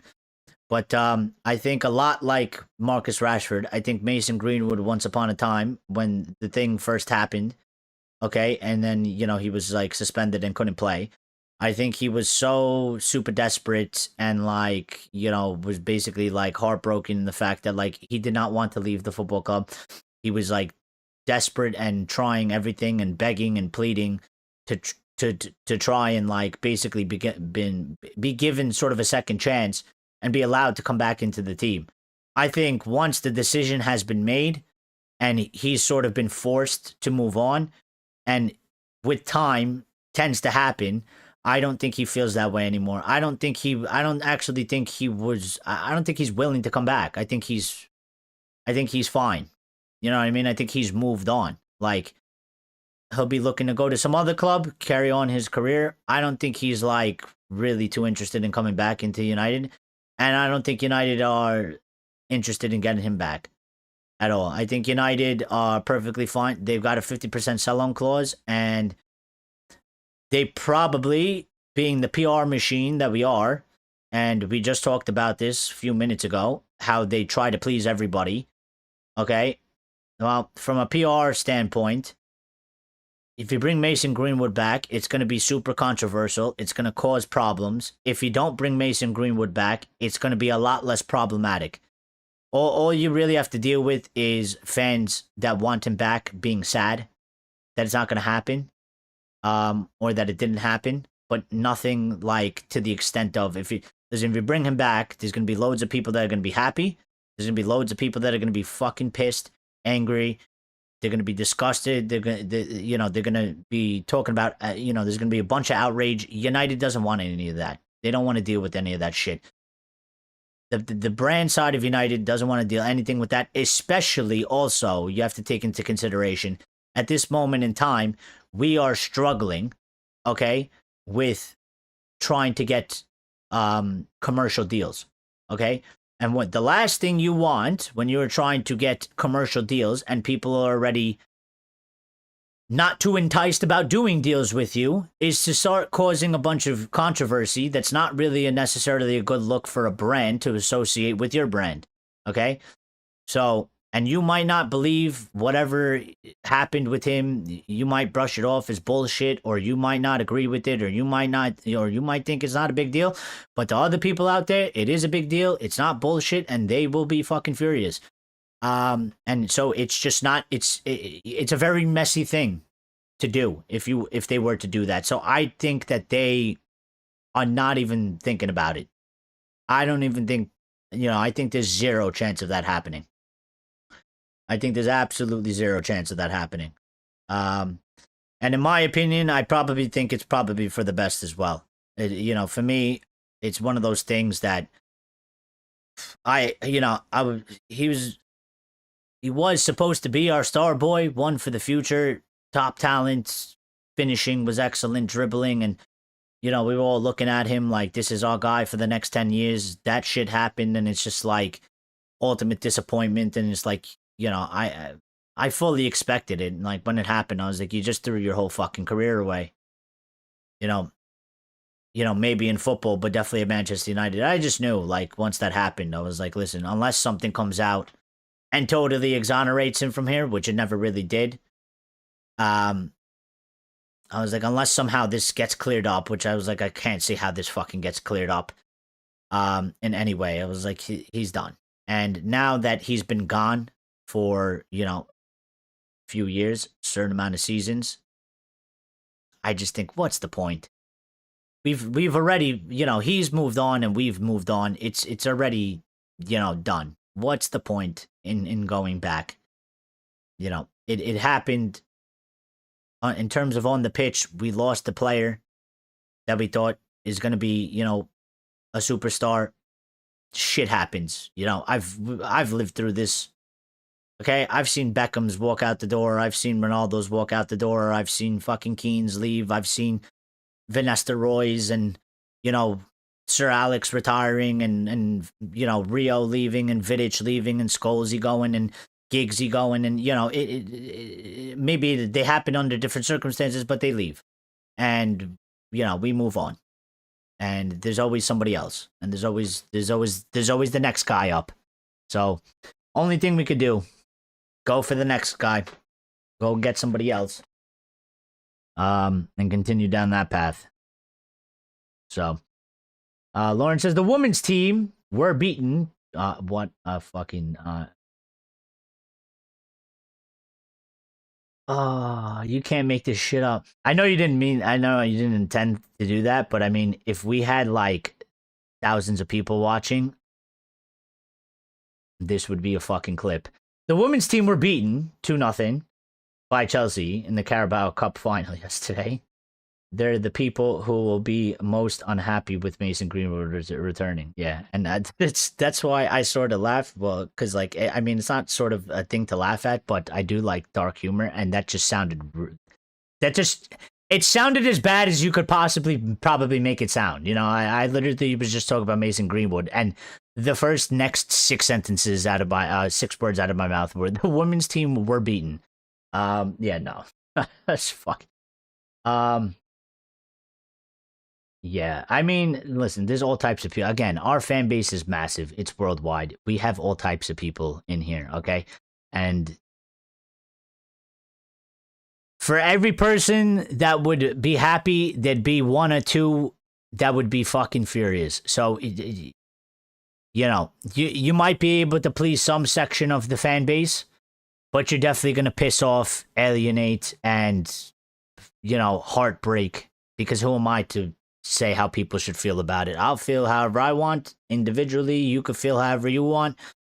But, you know, there are people there and you see the reaction, and some of them, you know, just the utmost disgust for it. Okay. And they just fucking, you know, they would be heartbroken by it. You know, they would be heartbroken that they feel like their club would do something that causes them much pain. So that's I just think it's something that literally can't be done. Like there's just no chance of it.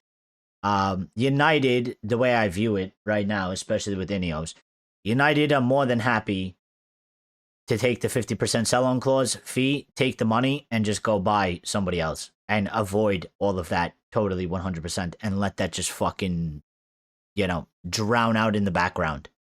Okay? Because again, when you're weighing it up on the scales, all right, sure, there's people that want him back. And sure, there's people that are like, I don't know, maybe sad or upset that he, you know, isn't a United player anymore. And they would love for him to come back, okay? But when you weigh it up to the other side, and it's like, okay, a little bit of sadness that doesn't really do anything to the club in any really aspect other than some fan is just upset, but nothing really comes out of it. Or bring him back, piss off, I don't know, 40% of the fan base, cause anger and fucking emotional distress and, you know, just a PR disaster in terms of the British media would fucking destroy us for it. They would, you know, go at us. They'd go at him. They'd make it the biggest story. It'd probably fuck up a bunch of the brand deals that we're maybe trying to do that we need commercially wise. Maybe we lose out on money for it. And you just look at that and you go, yeah, that sounds like a total clusterfuck of a decision to do. And I think you would have to probably be, honestly, you'd have to be a fucking idiot to do it. Because the negatives totally outweigh the positives on that one. I didn't see that. Yeah, I figured that was, I know you, Lawrence. I know that was definitely not your intention at all. I'm just saying, if we were massive, okay, and we were just talking about clips taken out of context, those are one of them. That's one of them. They'd cut it right after I said the last word on that. And then we'd post that online to get a bunch of reaction, and they'd be like, "Who the fuck is this? Who is this American asshole?" And they'd be coming into the chat on the next one, just fucking, you know, going crazy on me, going into the comments section, calling me all types of despicable names, and then probably trying to cancel me as well. So. Although, they can't cancel me. Because I don't believe in it. I don't believe in cancel culture. And, I mean, you can't cancel me right now because we're small and we're nothing, but even if we were massive. I will never be in a position, I will never put myself in a position, or this channel, where we will be in a place where I can't have a discussion or say something or talk about something where we will get canceled. They could try to cancel us, but we won't be tied to anything where they basically hold us to fucking ransom, which is what happens to a lot of these people. And I think it's quite sad that it happens to them because ultimately they get backed into a corner. Like, you know, you sign some of these deals, you sign some fucking partnership brands, and, you know, you're basically living off of that. Your channel is living off of that. And then, you know, next thing you know, they're basically holding it over your head. And they're like, if you don't do what we want and you don't say what we want or you don't listen to us, well, all your fucking money is gone. And then you're fucked. So,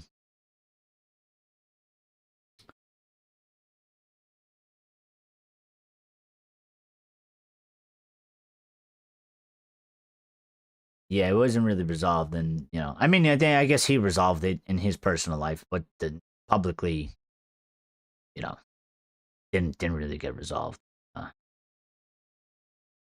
Yeah, that was a fucking crazy time, wasn't it? I mean, I was really pissed about that Iceland thing because the England team, because he's hanging around Phil Foden. I think Phil Foden is a fucking dipshit as well. And I think he's a fucking I think Phil Foden's a scum, and he was around there, and I didn't like that when I saw that. And I was like, I don't like that, and that was well before anything happened. And I just saw that, and I was like, I don't like that our fucking kid is hanging around that fucking kid. Because it's like that kid is just, he's bad news. He's a bad fucking influence. Not to say that's the reason why, what happened. He did what he did. But I'm just saying, like, before that, he always just seemed quite quiet to me. And I kind of just, I guess I made up an image in my head that, like, he probably lived like a quiet life. I didn't fucking know anything about what he did outside the pitch. But then once I saw these antics going on, and he's doing shit with Phil Foden outside the fucking England training camp, and I'm like, oh, he's one of those that he appears to be a quiet kid, but he's really fucking doing mischief in his free time. And I was like, that's always a slippery slope, because you're always one dumbass decision or one fucking, stupid mistake away from fucking everything up. And most likely, I mean, if you're out there doing some questionable things or being around questionable people, most likely at one point you'll end up in a fucking really not good situation. And it tends to happen. Mason Mount was benched. Michael Carrick didn't use him. Well, maybe it wasn't fit enough. So, Glazers out. Ruben Amorim will win trophies at Benfica. Wait, watch. He may very well do so. I wouldn't put that against him. I mean, he won it with Sporting, so why wouldn't he be able to do it with Benfica?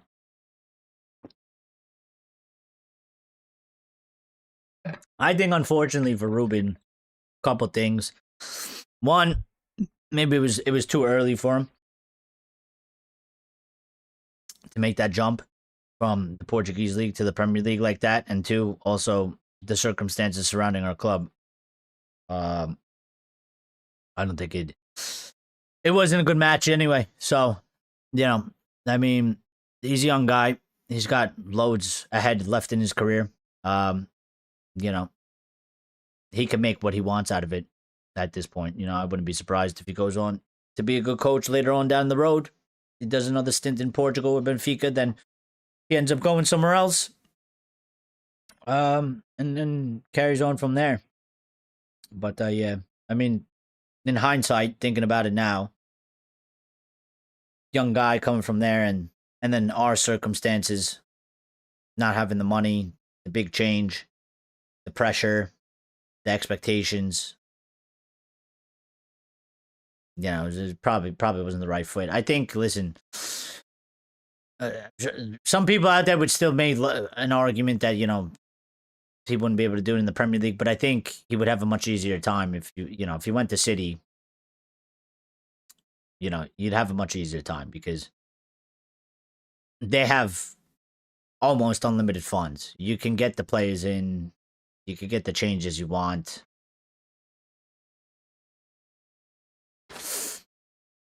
So it'd probably go a lot more smooth. Maybe he'd get more time as well.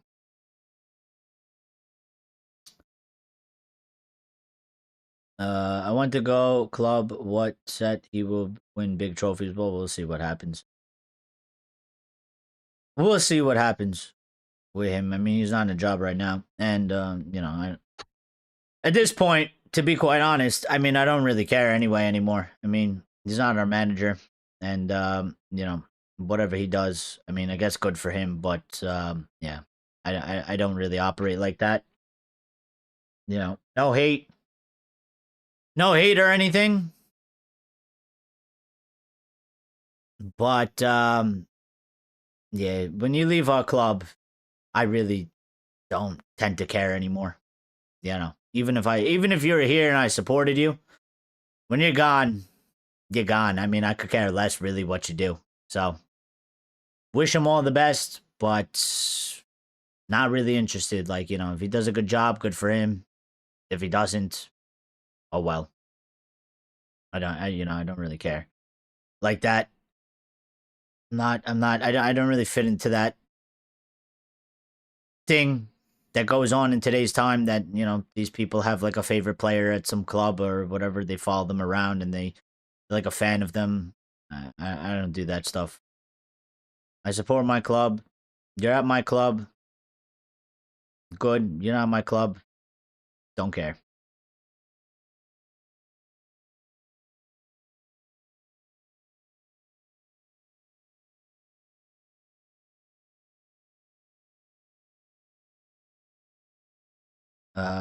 But all right, but listen, we do got to get out of here, right? So there is Champions League. Okay, so I don't believe. Hold on, let me just check something real quick.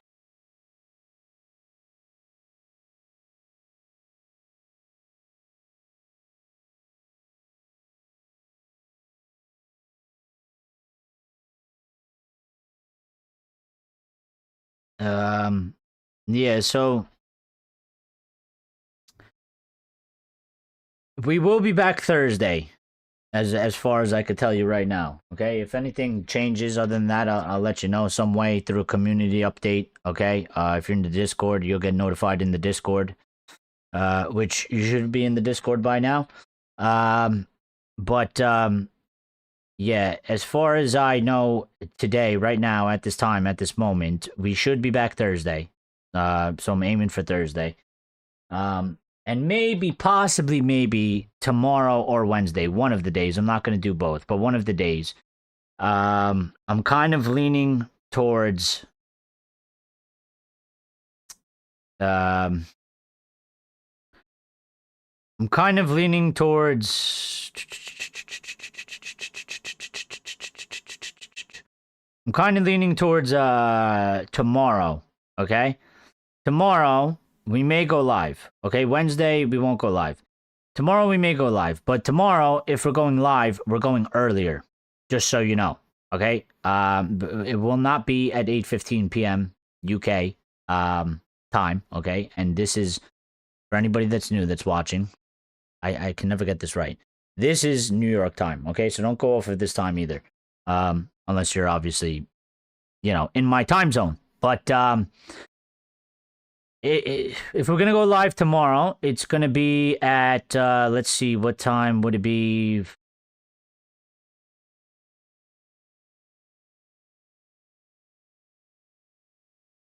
$7 p.m. No. 6:45 p.m. UK. It would have to be at, so it's gonna be early.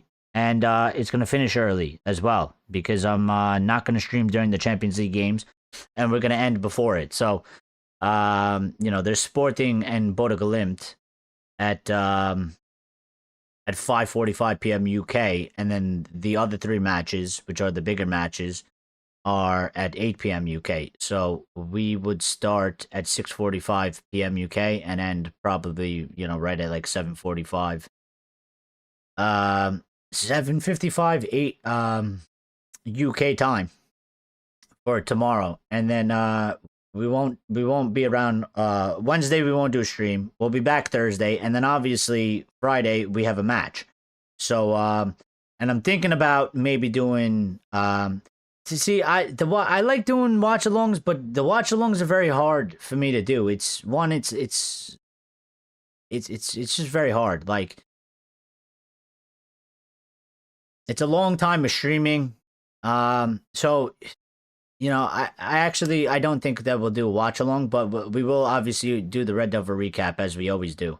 It's just they're very hard to do. It's hard to do a watch along for like about 2-3 hours and then set up the whole other show to do, the Red Devil recap, and then that's comes out to like almost 4 or 5 hours of streaming. So it's quite a bit, and so I'd rather just do the Red Devil recap after the match, because I'll have some more time to take care of some things I got to take care of before United actually play, and the matches are happening a little bit later here as well, so that would be quite time consuming for me. So, yeah, tomorrow if we do stream, because I might not, but just keep a lookout.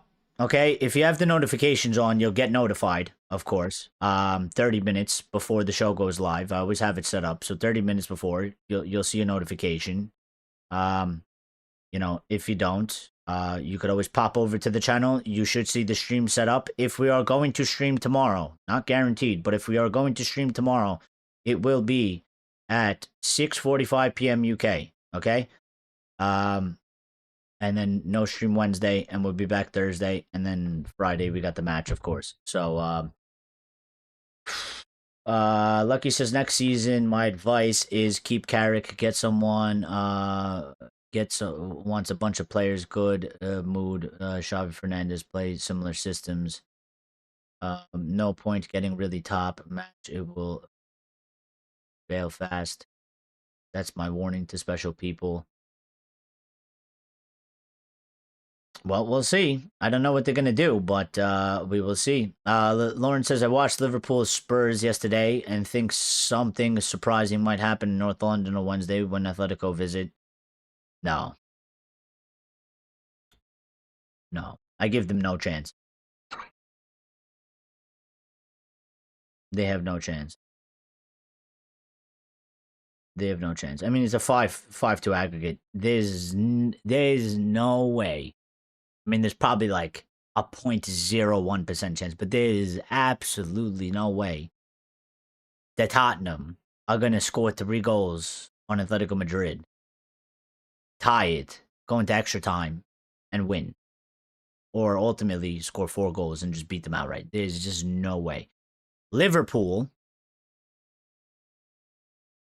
just kind of did do what Liverpool had been doing sort of all season. I mean, they controlled most of the match. They should have probably scored more. They didn't. They gave up a goal to Spurs. They dropped points. They should have. They were expected to beat Spurs. They were home. They should have done so. And I think they fell kind of flat on that one. I don't think Spurs have a chance. They could maybe win the match, but I don't think they're gonna do anything in terms of like they're not making it out of this situation.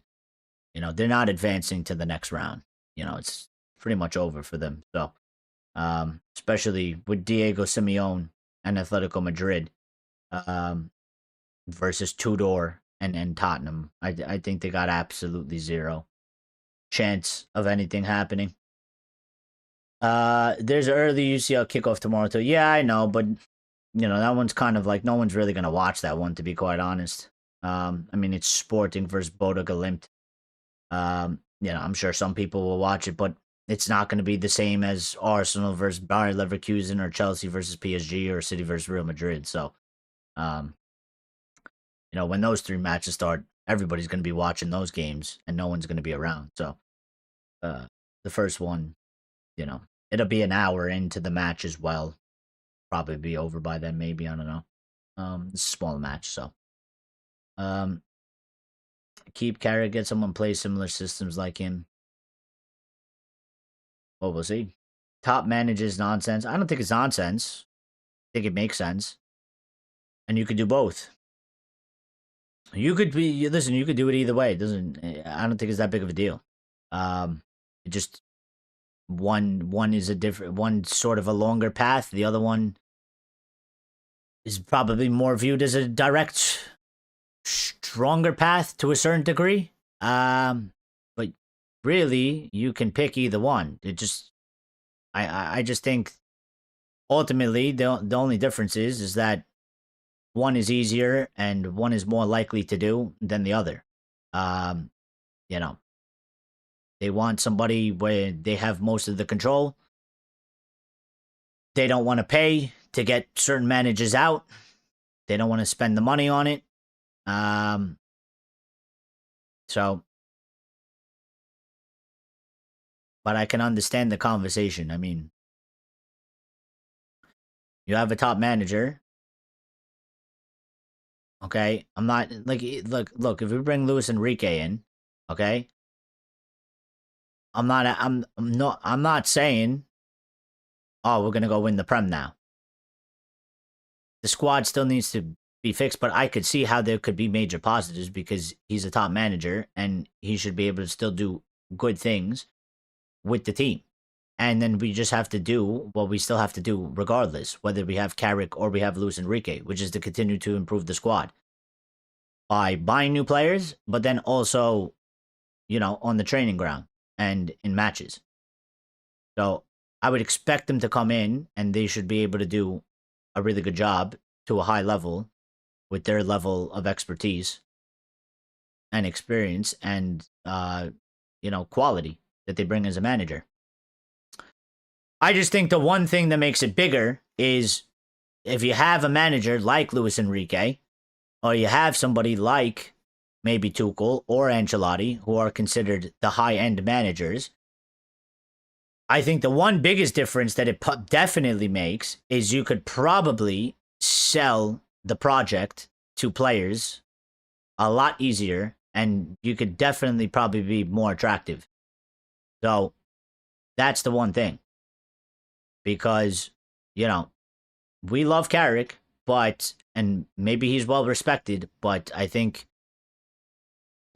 certain players, if you offer them one project and it had Carrick's face on it, and you offer them another project and it had Luis Enrique's face on it, there might be a player or two there that we end up getting because we have a Luis Enrique and we don't have a Michael Carrick. So, but it is what it is.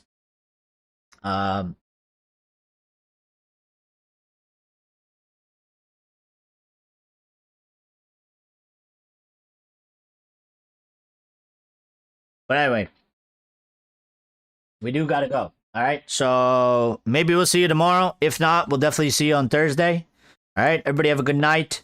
Stay safe. Thank you for the support. Top fans, real quick. Lawrence, number 1, Lucky, number 2, and Daniello, number 3. Top 3 today. Thank everybody that smashed the like button as well. Greatly appreciate it. If anybody new, subscribed. I got to get the subscription thing back up.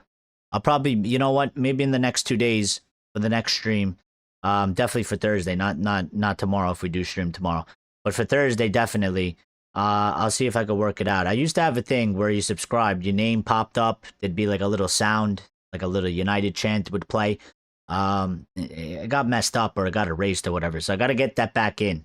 Because we do need to be bigging up the people as well. And I want to shout them out by name when they are subscribing. It's like a nice little touch that they're supporting the channel in that way. So we got to give them their sort of, round of applause. And I can't tell during the show. I mean, YouTube doesn't fucking notify me. So when somebody does subscribe, I can't. I don't know. I only find out after when I see the number go up. So, and then I can't even see who the actual person is. So I would like to shout these people out when they are subscribing and joining the community and, joining the channel. So but listen, other than that, guys, have a good night, be good, stay safe, see you all very soon, okay? And yep, just have a good